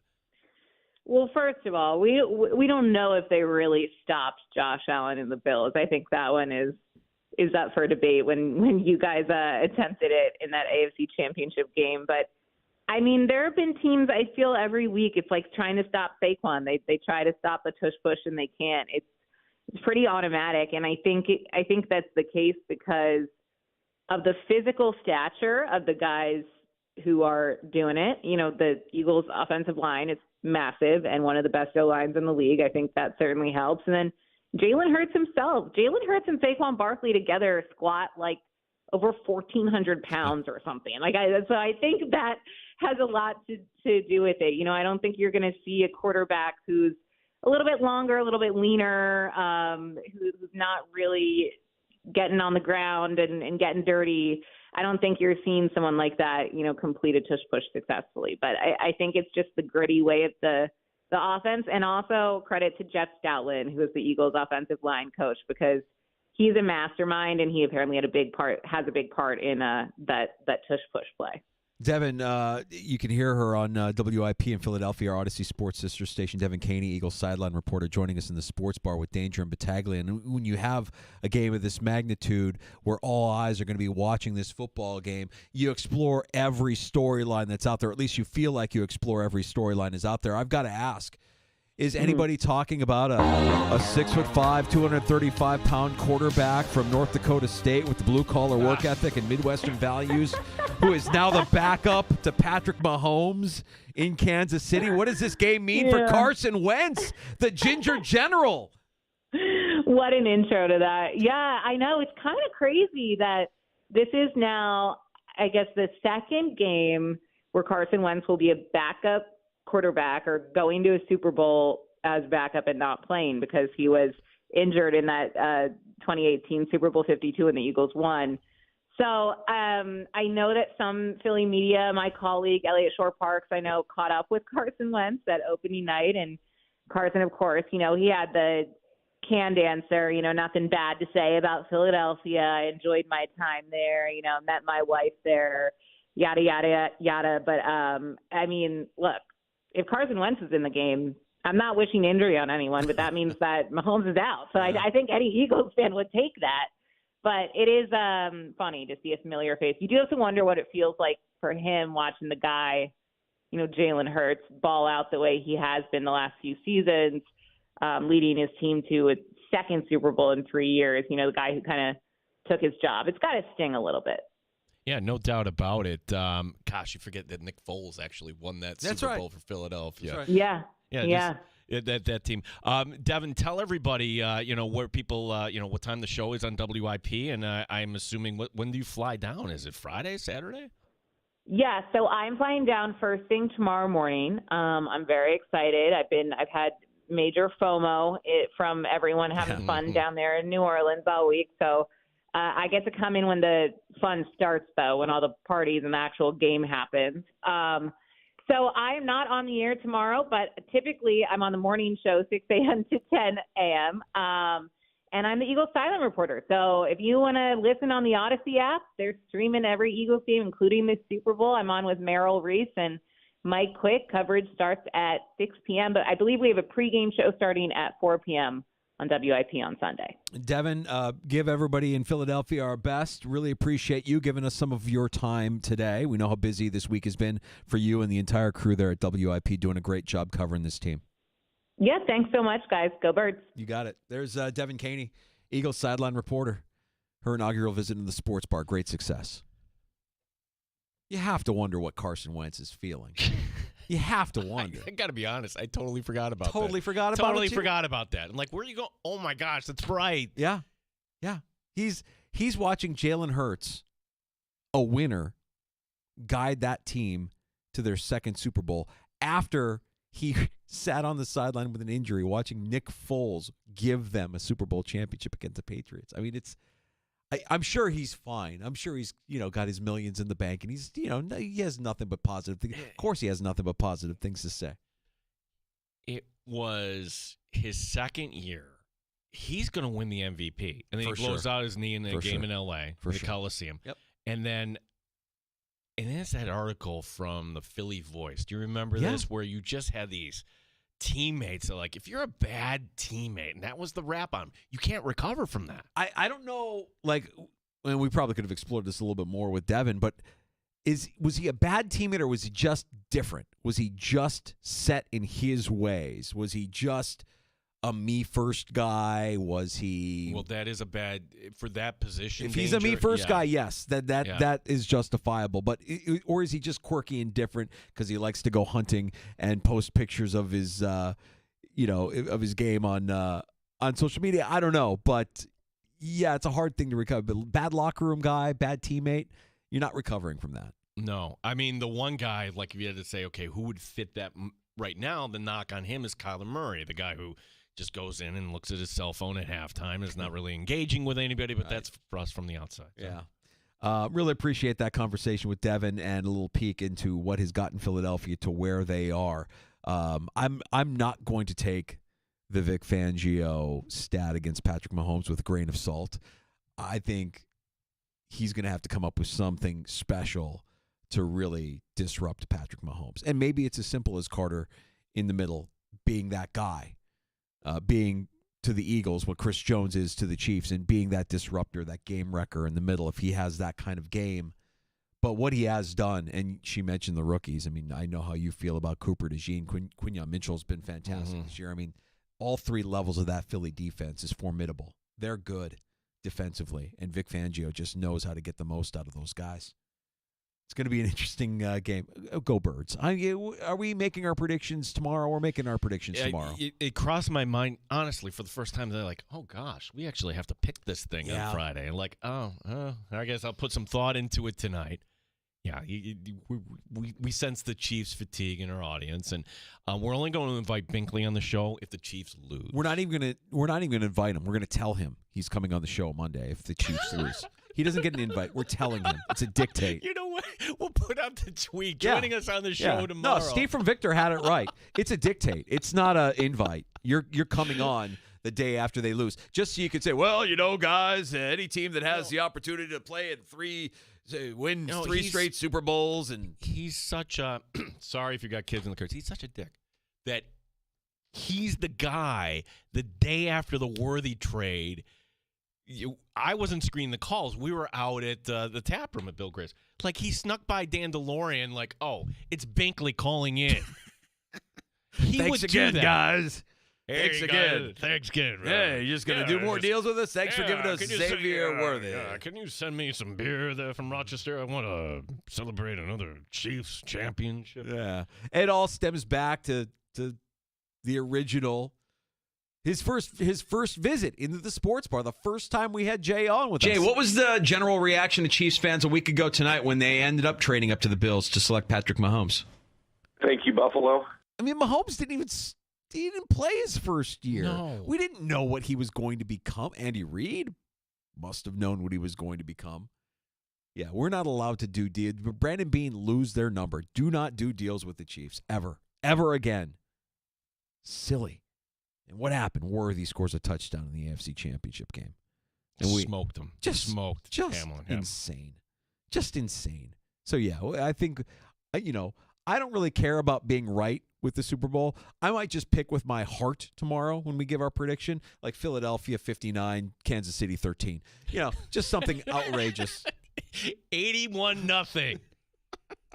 Philadelphia. Mahomes will have no answer for anything that Philadelphia. They just run the tush push, all game, and there's no answer, and I don't know. Was it 2 years ago? See, I'm losing track of my Chiefs Super Bowls. The one where Kelsey was melting down on the sideline. That was last year, I think it was last year. It was last year. Yeah, I mean, any other guy does that to his coach, and it's a national story. We're talking about it for an entire week. We just kind of swept it under the rug, and to his credit, I think Andy Reid kind of dealt with it in the right way. Like, hey, he's emotional, he's competitive, doesn't bother me at all. And that's, I want 100 guys that are that emotional and that fired up and that want the ball in their hands. That's probably the right answer, Andy Reid. Thank you, Andy Reid. By the way, Mike Holmgren is supposed to get the call for the Hall of Fame if he's going into the Hall of Fame. That would be this weekend. I swear to God, I don't know that I've ever seen this before today, a side-by-side of Mike Holmgren with Andy Reid. I always thought they were the same guy, but now I've got actual proof, photographic proof that they are not the same guy, that they are indeed two individuals that look very similar to each other. So Mike Holmgren, after he leaves Green Bay, goes to Seattle. But the catch here is, this is the thing, Green Bay didn't hire their quarterback coach. He left for Philadelphia. That was Andy Reid. They chose Ray Rhodes instead. Oof. Oof. Nothing against Ray Rhodes. No. He had a fine coaching career. My goodness. He was their quarterback's coach after Holmgren left. No. Andy Reid worked under Holmgren. So Andy Reid gets hired in Philadelphia. After Holmgren left for Seattle. Right. Because they didn't retain him in Green Bay. Right. And the opportunity. How would history have been different? Oh, a good episode of NFL. What if? Happy Hour is next in the sports bar. We'll get to a round of shots. We do have a bit of Bills news. There was a new name added to the Bills defensive coaching staff. And tonight is NFL Honors, Gino. Indeed it is. Do we have a shot? Does Josh Allen actually have a shot to win this thing? So you're telling me there's a chance?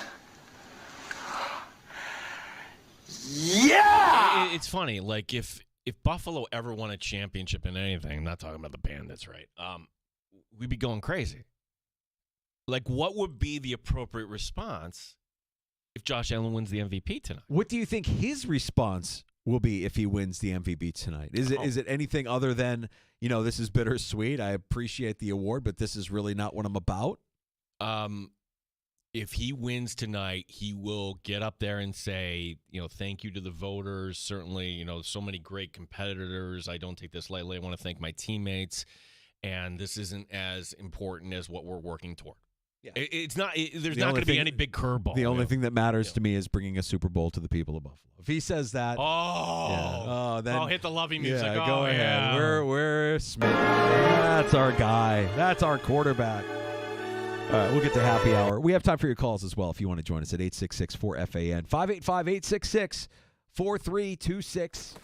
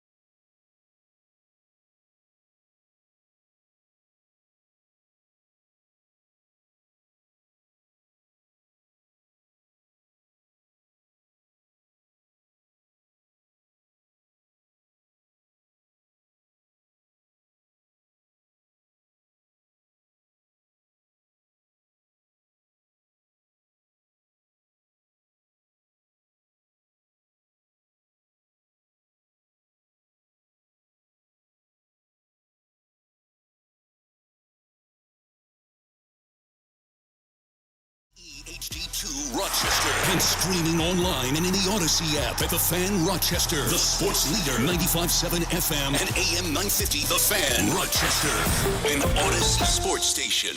The Fan Rochester Sports Update. NFL Honors Show tonight. Of course, Josh Allen up for the most valuable player. Damar Hamlin up for comeback player of the year. Myles Garrett making the rounds on Radio Row in New Orleans. Garrett making it clear what his goal is. I have a lot of love for Cleveland, but it's always for me been about continuing for championships, winning those big games, and winning Lombardis, and we haven't had the opportunity to do that, and that's all I'm asking for. The NBA trade deadline is now passed. Kevin Durant did not get dealt. Durant remaining in Phoenix. Buffalo Sabres one more game before the break as they'll be playing at Nashville on Saturday night. Buffalo looking to make it 5 in a row. Rochester Americans home Friday as they take on Belleville. Gene Battaglia in the sports leader, 95.7 FM and AM 950, The Fan Rochester.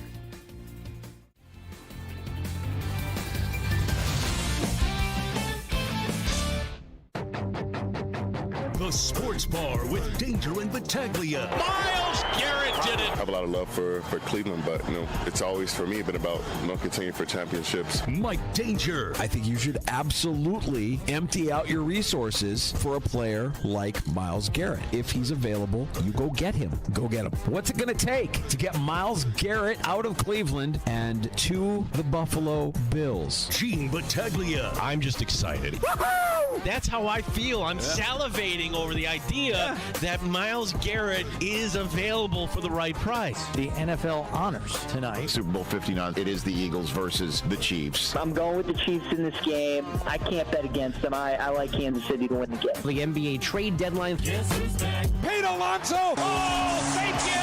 Thank you! Thank you! 95.7 FM and AM 950 The Fan, Rochester. It is happy hour. We welcome you back into the Sports Bar, Danger and Battaglia.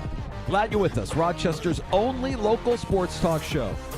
You can listen along in the free-to-download Odyssey app. In fact, we would like to send you on the ultimate trip to Vegas. Air for 4 of your friends, for you and 3 of your friends, to Vegas, a stay at the Circa Resort and Casino, Las Vegas's premium sports viewing destination, the biggest March Hoops party at Stadium Swim, $5,000 for each of your guests. That's $20,000 total.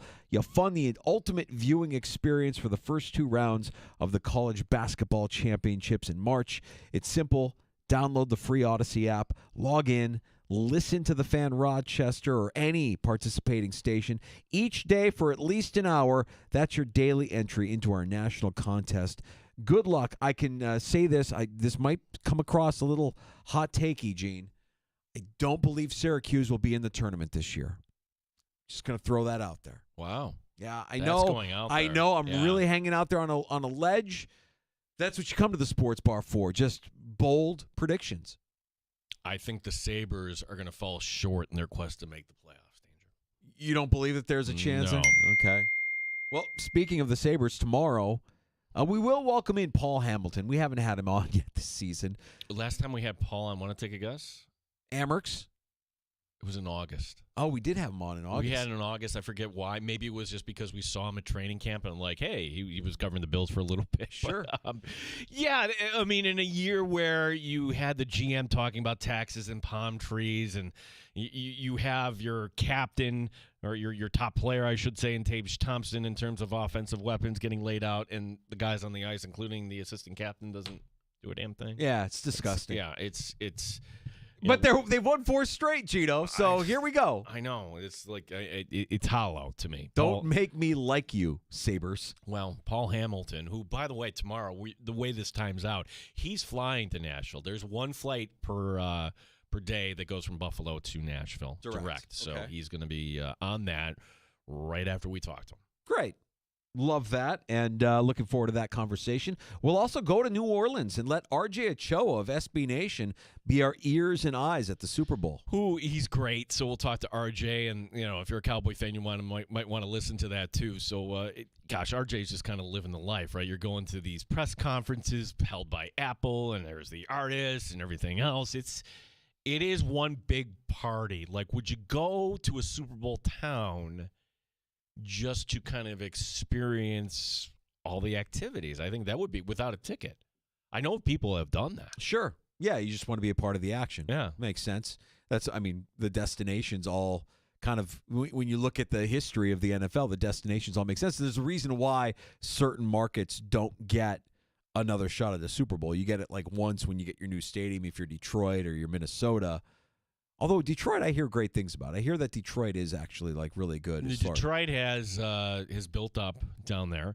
But when we had the Super Bowl at the Meadowlands, MetLife, I'm like, okay, maybe this will break the seal here. We'll get more, No, we're not getting one in Washington. Crazy. We're not getting one in Philly. I still can't believe that they bent and they did a Super Bowl in the Meadowlands in February in a non-domed stadium.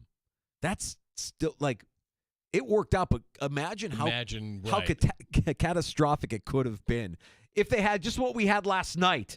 It would have been a national story, right? Oh, freezing rain! Oh my God! Somebody will do a story because whether it's New Orleans or Vegas or whoever's hosting the game, even Dallas. It's look at all the private jets, everything that goes in. Like this is catered to people that are not in our tax bracket. Can we get a super yacht parked in Lake Ontario? Can we get Shad Khan's super yacht parked at the Port of Rochester? That's why ultimately, if you built the dome in Buffalo, you would have gotten a Super Bowl. Yeah, I doubt it. Cleveland could get one. Buffalo will get a draft. And look, I understand that I'm the one that says, what are you doing to all these people at the draft? You're just standing outside. And, if it comes to Western New York and it brings that many people in, I'll be in favor of it. Yeah, of course. Hey, we do have tonight an opportunity for some of the Bills to be shown on a national stage in a positive light, whether you're talking about the possibility of DeMar Hamlin winning the Mulligan Comeback Player of the Year, Deion Dawkins, Walter Payton Man of the Year nominee, Josh Allen nominated for MVP, and I want to believe what I'm seeing in my feed, but I struggle with the idea that he is still in Vegas the odds-on favorite to win MVP despite Lamar winning AP first-team All-Pro at quarterback. Vegas knows they don't like to just hand out free money at plus money with Lamar Jackson. So at minimum, you've got a reason to check in just to see, all right, is there a chance? Does he? Or you're going to just be disappointed again. But I have a feeling out of those three men, one of them, at least one of them, is going to be showcased in some way, shape, or form tonight at NFL Honors. Yeah, you're going to have a lot of different awards here. One of them being, there's another Buffalo Bill that is getting nominated tonight. Joe Brady is nominated for the AP Assistant Coach of the Year. Ah, that's right. We have the NFL Fan of the Year presented by Captain Morgan. The Fan of the Year. Is there? I think it's the Chefs. Those are the guys that are nominated from Buffalo, if I'm not mistaken. Okay. So you know those guys. Mm-hmm. We're the one fan base that you say, hey, the Elvis, the Chefs, Mm-hmm. Pinto Ron. Yeah. So NFL Honors tonight, and then everything again kind of like shifts gears, and we'll start talking about Hall of Fame nominations, and we'll look ahead to the Super Bowl on Sunday, of course, tomorrow. Yeah, the Hall of Fame nominations. We're going to learn who's in that class tonight too. They will announce that. Part of me liked when the big guy David Baker. Do you remember that? He would come out and surprise people, and just seeing tough guys like Bill Cowher reduced to blubber as they're crying. I'm like, wow, it's just to be acknowledged in this way. What's that like if you know you're a nominee, but the camera's on you and you're not getting in tonight? I guess it's like if you are nominated for an Oscar and you don't win, you just politely smile and applaud. Yeah. That's right. And maybe that's what we see tonight with Lamar Jackson. Maybe that's what we see tonight with Josh Allen. So that's NFL Honors. That's tonight. We have a little bit of movement here, a little bit to talk about with the Buffalo Bills. This is a name that when we first heard him, we're like, who? And it took me a second. I'm like, oh, yeah. The guy that was the DC in Jacksonville last year, Ryan Nielsen.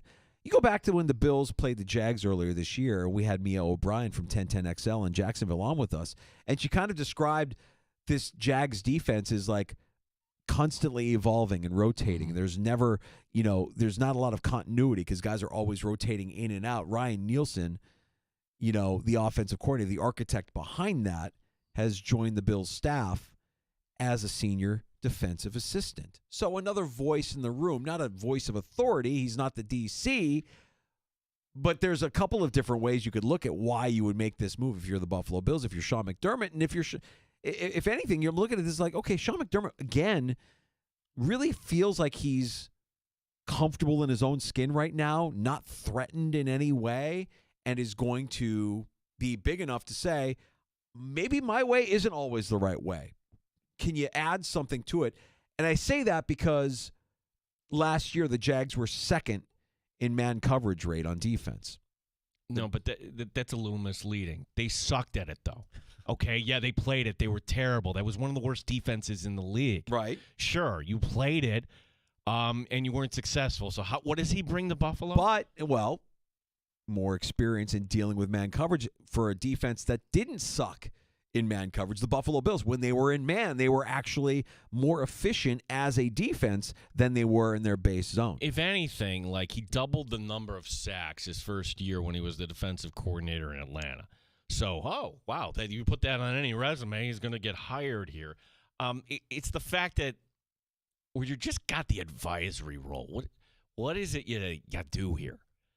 That's always the one thing. Like everybody has their job. What is his responsibility? At minimum, it just turns the heat just a notch up on Bobby Babich, I think. Bobby Babich isn't in any sort of trouble. He's the defensive coordinator. That's McDermott's guy. He's been with McDermott. Those guys are thick as thieves. But we do have a guy with that experience who's in the building who could, if we needed to, step up into that role. I don't know if I'm reading too much into it or if it's just hey, we want another voice. We want some creativity. We want somebody. Maybe the rotation thing is part of it, right? Like the idea that this guy, defense was not successful, but he did something that not every team does, which is he was rotating guys almost at every position, not just the defensive line like we see the Bills do. I mean, he was rotating guys everywhere. Well, is there something to that? Is there something to that when you consider preservation of a player over a 17-game schedule? Is there something to keeping guys more fresh by rotating them out and knowing when you can get away with doing that? I don't think it's a zero. I think it's interesting, and I'm curious to see. We probably won't hear his name at all next year, but I'm curious to see if it does lead to more changes in terms of what we see out of the Bills defensively, because at the end of the season, the playoffs, this Bills defense wasn't what you typically would see out of a Sean McDermott defense. There was a lot more man being played, and maybe he's helping them kind of evolve in terms of being more situational and being out. If anything, this doesn't come from the McDermott tree. This isn't McDermott doing one of his pals a salad and, hey, you're on the beach. Right. Let me bring you in and give you a job here. And there's other guys, too, that have coordinator experience. You almost forget the linebacker coach, Al Holcomb, was a defensive coordinator in Carolina. So when you get different guys that can kind of support Bobby Babich, as long as he's aligned with Babich. But what were his options? Honestly. You were the defensive coordinator in Jacksonville. You weren't going to go back there under Liam Cohen, So it might have just been as simple as, hey, Sean, I admire your team. Can we sit and have a conversation? Could be just that simple. And if it was that simple and McDermott brings him on board, great. Elite mustache, though. Yeah, it's something that is not easy to pull off. I mean, a handful of guys pull it off in the NFL. I'd say Warren Sharp, who's Sharp Analytics. Probably Andy Reid in his day. Andy Reid is the iconic. It's the walrus. And he this guy Ryan Nielsen does sport the stash. Looks like a cop, a little bit like a cop. One of my friends has a theory that per cap. Tell me if this is true. Rochester per capita has more mustaches. I don't know if it's true, but I kind of like it. I think we can own that. Nicky Sines once sported a mustache as a young Nicky Sines in his 20s. See, I could never try rock the mustache. No, could never try that. It would just be looking weird. I think a couple of my neighbors, I'm not going to single out Nicky Sines. I think Doug also had the mustache, the Godfather. Yeah, I think there might be something to that per capita. Rochester sports more mustaches than any other city in America. Yeah, I want some hot. So we'll Yeah. go down there and It fits. It all kind of checks out if you ask me. So yeah, maybe that is true. Oh, yeah? Well, I'm going to go up to Buffalo, and I'm going to go get some hot wings and blue cheese. And then after that, I'm going to take my kids to the Bills game. Gonna wipe my mustache on the napkin because I got sauce all over it. What do you want, crack? You can't eat wings if you got a mustache. Oh, that's a good mustache, cuz. Hey, cuz, I like your mustache. Oh, you like this mustache? You should have seen the mustache I had when I was a kid. 10 years old with a mustache. Come on, cuz. Don Stevens. What do you think of that? Don Stevens with the mustache. Yeah, I think so. Yeah, he was sports. Yeah, he goes more goat. Like now it's the goat. But back in the day, it was just the full on. Yeah. Mm-hmm. But yeah, that's most guys will just let the beard grow in. But Hey, Fates said a lot of interesting things when we had him on earlier today in the 3 o'clock hour. What's your take on? I'm picking apart one thing that he said, and when he said it, I'm like, is Greg Rousseau the second coming of Tremaine Edmonds? Young defensive player, physical freak, kind of falling short of expectation based on the physical nature of their game. not anywhere close. Really? No. This is a first rounder, but he's not top 10 or wherever. Edmonds, he was like 15. The Bills gave up extra collateral. Mm-hmm. Greg Rousseau is solid. Do you let him walk? Well, that's the interesting thing. Right. And this is my take. Ready? It's connected to Myles Garrett. If you bring in Myles Garrett, like how many Bills fans would be like, oh, give him Rousseau. No, you don't give him Greg Rousseau. Wouldn't you want to see what that defensive line would look like with Garrett and Rousseau? Rousseau then, okay, now he would look all pro. He would certainly be a pro bowler. He would command top dollar, but you would be paying Myles Garrett already the top dollar. Yeah. So that's ultimately, if the Bills land Myles Garrett, either it's this year or by free agency that Rousseau's gone. Yeah, I get that. I think that makes a lot of sense.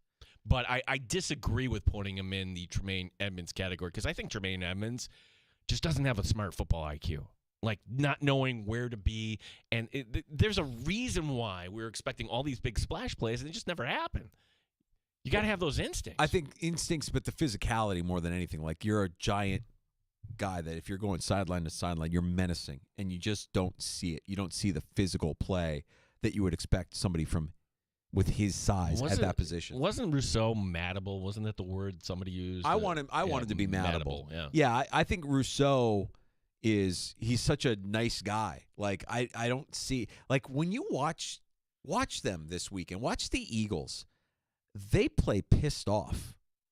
Like they play with their head on fire. They feel like they're always angry. They're mattable. They're an angry unit up front, both sides of the ball. I like that. Well, that's why I would love to have Jordan Phillips back for just that one play of picking up that Chiefs guard. Right. Yeah, that's what you want. That's right.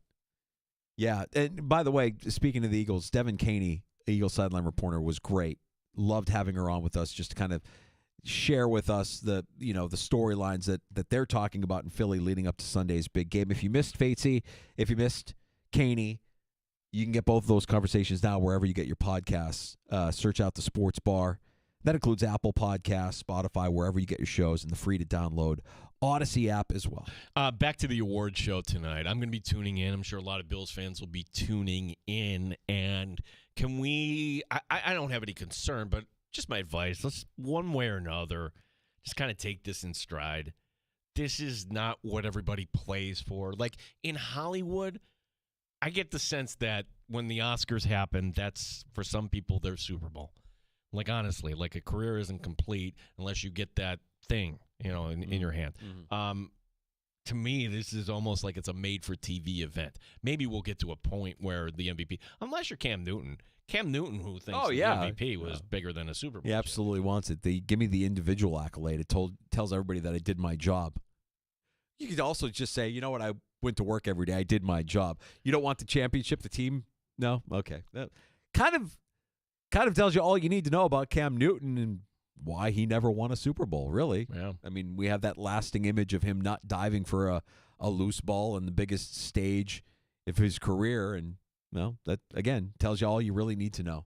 Yeah, I'd rather have the MVP award. It'll be fun. And then we have and then we're ready for Sunday. We'll make our predictions tomorrow. I already made mine. 81-0. Oh, 81-0 Philadelphia. Yeah, I think I was a little bit more conservative. I went 59-13 Eagles. 59-13. Then I think that's how I'm going to book the show on Monday. We already know Mike Catalano will be joining us, win or lose, because he's great. He's a Hall of Famer. Yep. Send out the tweet Monday. Jay Bickley, 425. If Kansas City loses. Only if Kansas City Only loses. if Kansas City loses. If they win, we don't want to hear from them, ever. But if they lose, you don't even book them. It's a dictate. It's a dictate. You're coming on the show. 425. I don't care what you have going on in your life. We want to hear you talk your way out of this. And he will. I have jury duty. Nope, don't care. Yeah. Tell the judge. Let's get to a round of shots next on the Fan. Yeah, things we could talk about here. Where the NBA trade deadline was a little bit of a bust, 3 o'clock, but something did happen last night that a lot of people are just kind of taking a deep breath about. Pete Alonso staying with the Mets. There is another big name that's still sitting on the market that we're just kind of waiting for. And then counter-programming on Sunday, Puppy Bowl, and it's going to have a Buffalo Bill. You're listening to the Sports Bar with Danger and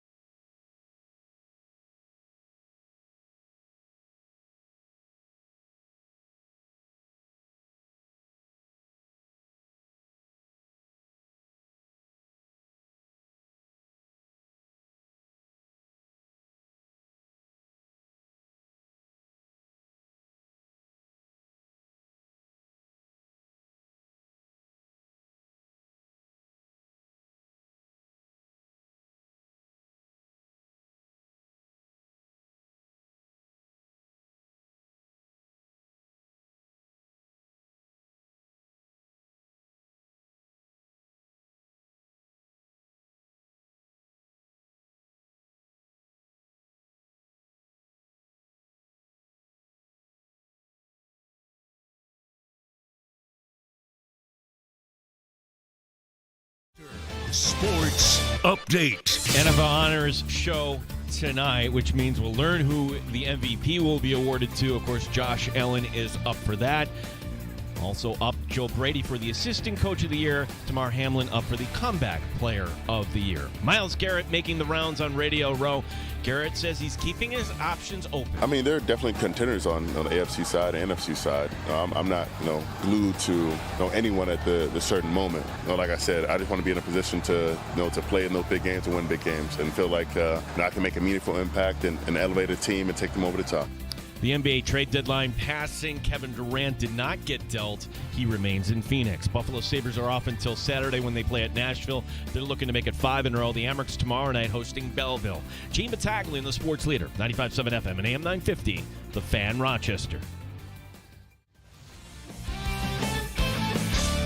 If you want pure, unfiltered, unadulterated sports, you've come to the right place. 95.7 FM, The Fan, Rochester. It's always a good idea, I think, to keep fresh eyes on what you're doing and get a different perspective. And it'll help you become more efficient and better in some areas and give you some more creativity in the room. I think that's what this points to. He's with the Jaguars, the Saints, the Falcons. So he's been in the league a lot. I'm all about that. That makes sense. As Ryan Nielsen, Steve Tasker talking about Ryan Nielsen earlier today on One Bills Live in the Sports Bar. Danger and Battaglia. It's time for a round of shots, Gino. Yeah, as me this time yesterday. Danger, tonight could provide the Orange with a signature moment in an otherwise down year. How'd that work out for you? Well, 23,000. Biggest crowd in college basketball this year. Yeah, the Syracuse didn't get a boost off that. The Orange trailed by 14 at the half. 83-54 was the final. The Orange getting squashed like a bug. SU now at 10-13 overall, 4-8 in conference. Next up, it's Boston College at the Dome Saturday afternoon. Yeah, my takeaway was Duke is slipping. They only beat them by 29. They couldn't beat them by 30. What's wrong with Duke? Duke okay? Duke will be just fine. Syracuse, maybe not so much. It's funny. When we talked to PJ Glasser yesterday, he keeps track of all these college basketball programs. Like when it comes to March, he's going to be way ahead of the curve. So you want to be ready for your bracket in March. Just make it a point. Wednesdays at 3:25. I thought I was giving them a softball. I'm thinking, okay, these guys love talking about teams that are going to come on and the Ken Palm or whatever. It's like nope. It's just that Auburn and Duke are that much better than everybody else this year. Yeah, Duke has kind of shown it again and time and again. And what was PJ said first half maybe for Syracuse, right? Like that would be the only bet. And it wasn't even. And close. That wasn't close. No. After all that, Pete Alonso is returning to the Mets. Hold on a second. Yeah. 2 years, $54 million. 1 year paying him $30. Then there's an opt-out. So really, this is a 1-year deal, right? If he has a good season, we'll do this all again next winter. This has to hurt, though, for him. He rejected a 7-year, $158 million contract extension for the Mets in the summer of 2023. Oops. Yeah, that market for him never materialized. This leaves Alex Bregman as the only big bat sitting on the open market. All right, so how do you feel about this, Gino? I mean, Alonso gave you some electricity in the postseason, some memorable moments, but I think everybody sees declining production. Correct. As far as defensive first baseman, not much there. Like his batting average is slipped. But now, you have this batting lineup now where I would assume he's batting fourth, and you would put Lindor first, and then maybe it's Soto Vientos. Yeah. As the 2-3, and as we establish here in the Sports Bar today, Danger, that is the best 1 through 4 in the major leagues. That's not named the LA Dodgers. Oh, see, I had somebody say it was the best. Somebody in my phone this morning say it was the best in the bigs. No, that's somebody who's trolling you. Like honestly, that person should be that's clownish. I think the 1-2 is one of the best in the league. I don't know that I would say it's the best in the league, but the 1-2 you with Lindor and Soto, I like that a lot. Well, you should. And then your Vientos, one of the best young bats, and then Alonso, whose home run rate is only second to Aaron Judge since Judge came into the league. Jimmy Butler gets rewarded for acting like a child, getting traded to Golden State, and he got a new contract. Tacked on 2 years, $121 million, the extension. Butler hasn't played in a game since January 21st. Oh, he's healthy. Golden State, by the way, goes to Miami on March 25th. So the trade deadline in the NBA passed earlier today. This was like the last kind of like domino to fall, right? Like there's a couple, smaller trades here. Yeah, as we mentioned. Positioning for this guy and for this team. And, here's some defense for the Lakers. And, okay, let's see how it all shakes out. Yeah, Durant did not go anywhere.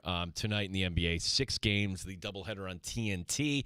Rematch of last year's final, Dallas at Boston. We'll get to see Anthony Davis, I guess, tonight. And then the Lakers hosting Golden State. This is why, though, I think the NBA gets a little bit of a bad rap because of what you just said about Jimmy Butler. Hey, we're going to reward you for being petulant. We're going to give you a new contract. You're going to make $121 million over 2 years for being a child, for being petulant, for pouting your way out of a situation that you didn't want to be in anymore. And I guess, is it different when you see a guy like Myles Garrett do what he's doing in the NFL? Why do we view the NBA through a different lens? Because if it gets ugly in Cleveland, Garrett will sit out and hold out, and it'll be kind of the same thing. No, it wouldn't be, because it would be at the start of the year. This nonsense happened in season. That's the difference with – I mean, this does happen in the NFL. I would point to Antonio Brown ripping his shirt off and walking off the field, and Bruce Arians telling him to get out of here. Yeah. That was it. Yeah.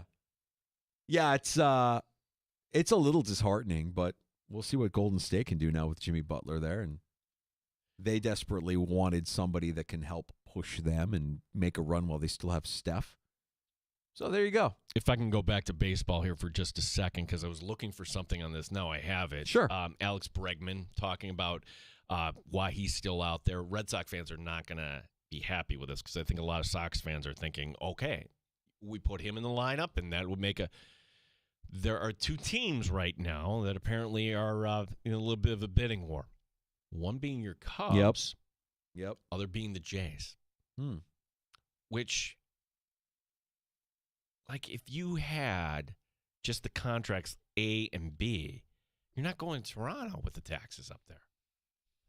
I wouldn't think so. No, you're so, like, congrats on getting Alex Bregman. We'll see. We'll see. I'm not going to get too excited. It's like, gosh, they already landed Tucker, the Cubs did. I saw one of the projections had the Cubs winning over 90 games this season. And I see that, and I'm like, that's sweet. That's really cute of you to do that. But I'm going to be practical and just kind of let it play out. I'm not going to get too – I like your attitude. I'm not going to get too excited about what all the moves that are being made and what actually could happen, because it's a long season and a lot of things can happen over the course of 162 games. So you were the one who I believe coined the phrase marriage, the continuous negotiation. Sign up now for the electric chair. Yeah. So every year I go down and see my buddies. This is my outlet, going to see for our fantasy baseball draft. We've been doing this, nerd, hit the nerd button. Go ahead. No. It's good that you have a hobby with friends from college that you continue to. Yeah, it's fine. Yeah. Where do you go? We go to this restaurant on the Upper West Side. What's it called? It's called Blondie's. Everybody, welcome on in. Fantasy baseball draft. Hey, nerds. Don't forget to tip Jade Stage 3. Jade Stage 3. It's not that sort of an establishment. I don't know, man. It's called Blondie's. What do you think goes on there? It's not the place that Howard Stern used to. What was that place? Scores. Thank you. Scores, Blondie's, all It's pretty close. No, it's not that. The executive producer's coming down with me, and we're going to take that. Hey, everybody. Somebody didn't get the memo. All the wives are supposed to stay home for this fantasy baseball draft. Who's this guy over here with the bald head? Not tipping Cinnamon on stage 4. Why? Because your wife is here? Don't forget, boneless wing night every Tuesday. Quarter wings here at Blondie's. The Mets are home that weekend. They're taking on the Jays. That would be a lot of fun on Friday night. But since I'm doing the baseball thing on Saturday, Friday, Danger, we're going to go to MoMA, the Modern Museum of Art. The Museum of Modern Art. I got that backwards. MoMA? MoMA. Modern museum art. I Yeah, no, just art. say that to the executive producer. She'll really get that the vibe that you're really into what you guys are doing together as a couple. We're going to the Modern Art Museum, MoMA, the Museum of Modern Art. Is that what it's called? I don't know. I'm just guessing. Modern Art Museum. That would be not. That would not be MoMA. That would be MAM. The Museum of Modern Art. I was right. All right. So that's look. You're gonna have a great weekend. Is she coming with you to the draft, or is she gonna go? No, she's probably gonna go shopping on her own. She'll do whatever on her own. Are you kidding? New York? I want to be at Blondie's all afternoon. What's wrong with Blondie's? It sounds like a wonderful place if you're the executive producer. Hey, everybody. Welcome back into Blondie's. We've got Alexis. Alexis is on stage 5. And who's that feeding her dollar bills? Just stuffing dollar bills in her thought. Is that the executive producer? Couples are always welcome here at Blondie's. See, I'm writing their material for you. We welcome in the executive producer. If there is, how do I make the segue from that to Puppy Bowl? I'm going to try. If there's one thing you might be tuning into, this is the only time you'll tune into Animal Planet all year, guaranteed. The annual Puppy Bowl. Making an appearance this year, did you know this, will be Bills wide receiver Keon Coleman and his puppy Scooter. Yeah, I'm sure this is exactly what Coleman wanted to be doing on Super Bowl Sunday. Coleman's going to be talking about rescue puppies. Good. And one of those puppies, not Josh Allen, but Paws Allen. It's a little bit of a stretch. Okay. Which, look, if it were me writing this, I wouldn't have gone with Paws Allen. I would have had Keon Coleman saying, why don't we adopt Greg Wolfso? Okay. No? Can I get a verdict on that? Greg Wolfso? Can I get a verdict on that? This is the thumbs up or the thumbs down. Oh, come on. For our YouTube audience, he's doing the thumbs down. Come on, Gladiator. buddy. Yeah. Like, who else on the Bills roster would you come up with upon there? Well, off the top of my head, I don't know.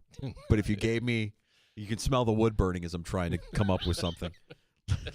Maybe you give me the break and I can come up with some good well, I would dog say puns. I would say the all-timer, and you don't have to go Matt Barkley. Right. Or who's playing in Sunday's game? Saquon Barkley.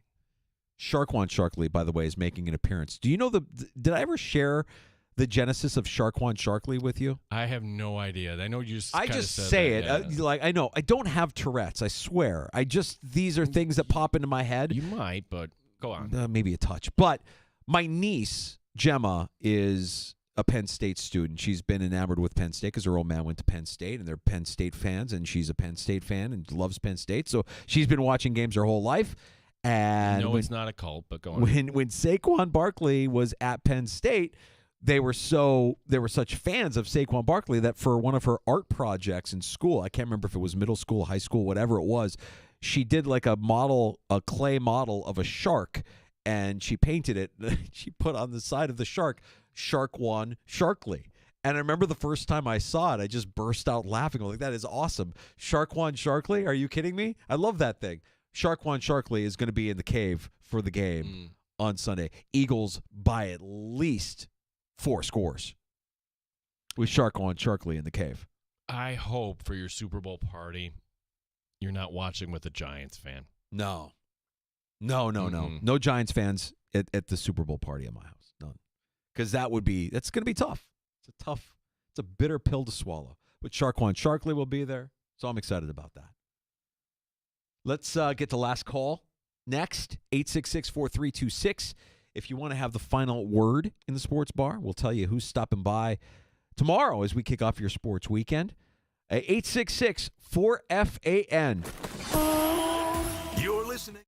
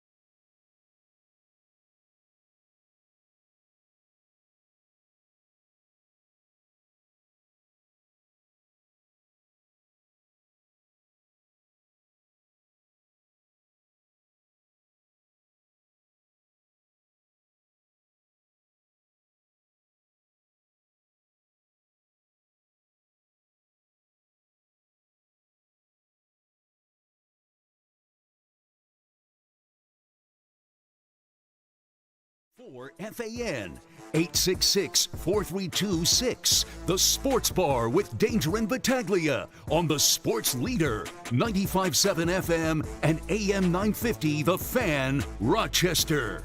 It's easy to get cynical about what these postseason awards can mean and how they're picked and who votes on them and what their criterion is. They changed the criteria of one of them because it was such an embarrassment last year, and here we are. So, yeah, it is important to the players, though. No question about it. It's a big deal. It's a little piece of history of the NFL, and it's nice to be considered in it always, even if you are a little cynical about how they choose them.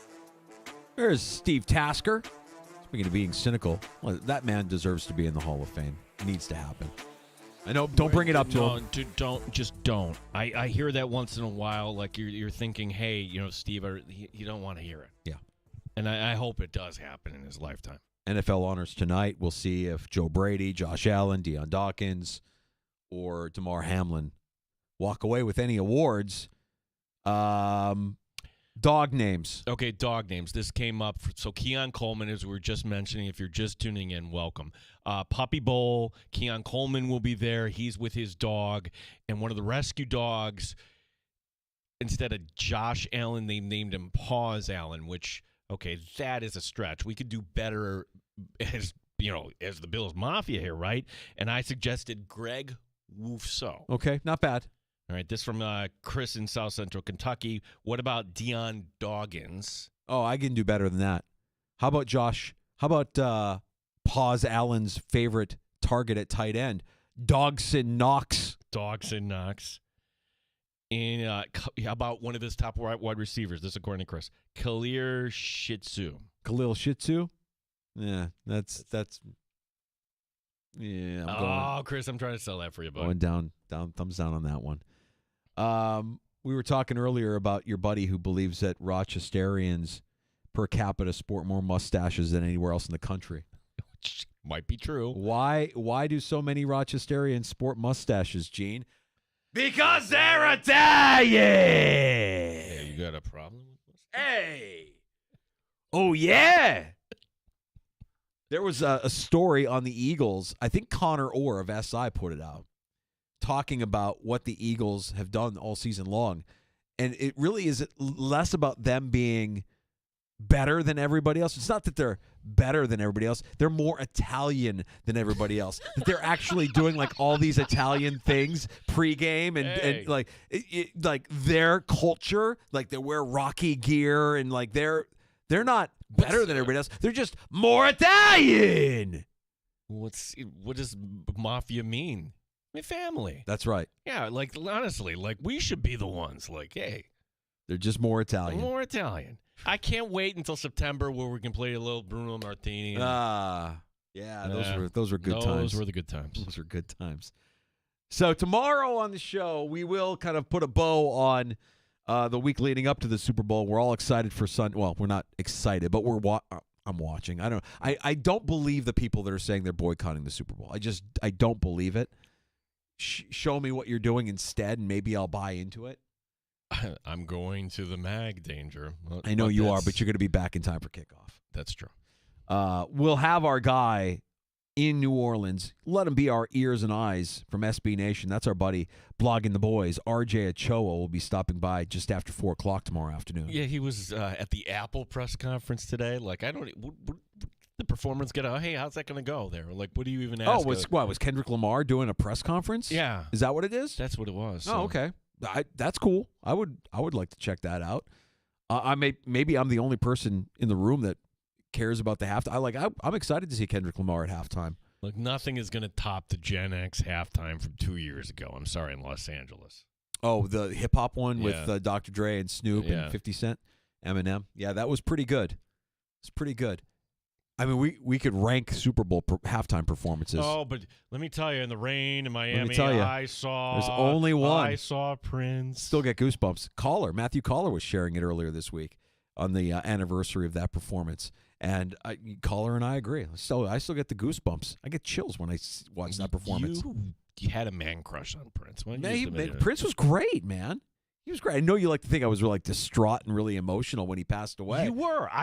First of all, I came in to the studio. You were not on the air, and you were just basically like, get out of here. And I didn't know what it was. This is pre-sports bar. Pre-sports bar. We're just coworkers. Yeah, when you were doing afternoons on 98.9 The Buzz. Mm-hmm. And I'm like, oh, that's what it was. It's just it sucks when a piece of your youth goes away, right? We all feel that. Virginia McCaskey passed away, too, 102 years old. What part of her youth was for you? I hope you're sitting down, Bears fan, about to talk about the 85 Bears. I mean, she took over the team when her dad passed away. The guy that founded the NFL passed away in 1983. She takes over. They win a Super Bowl a couple years later. Anyways, tomorrow we'll talk to RJ from SB Nation. He's in New Orleans. And Paul Hamilton stops by the sports bar. Yes.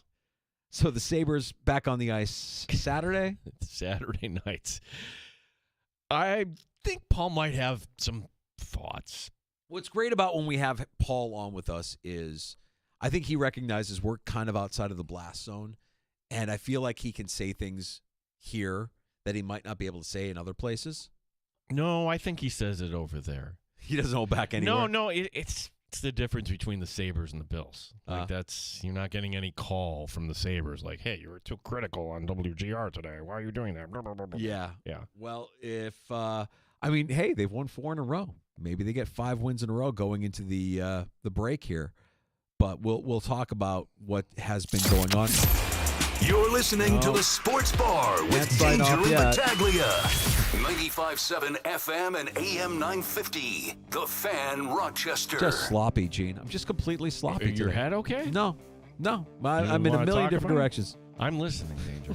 You okay? I'm just running the board with my feet. You get terrible take Timmy in here. He could do a better job. My goodness.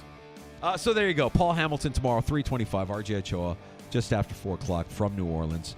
And we'll get his take on the Super Bowl. He'll be our ears and eyes before we close up shop for the week leading up to the Super Bowl. If you missed Stan Fates, if you missed Devin Caney, a couple of great conversations earlier today that are available for you wherever you get your podcasts. Just search out the Sports Bar, and that includes the free-to-download Odyssey app. Gino, have a great night. Thanks, buddy. Back tomorrow starting at 3 o'clock on The Fan, Rochester.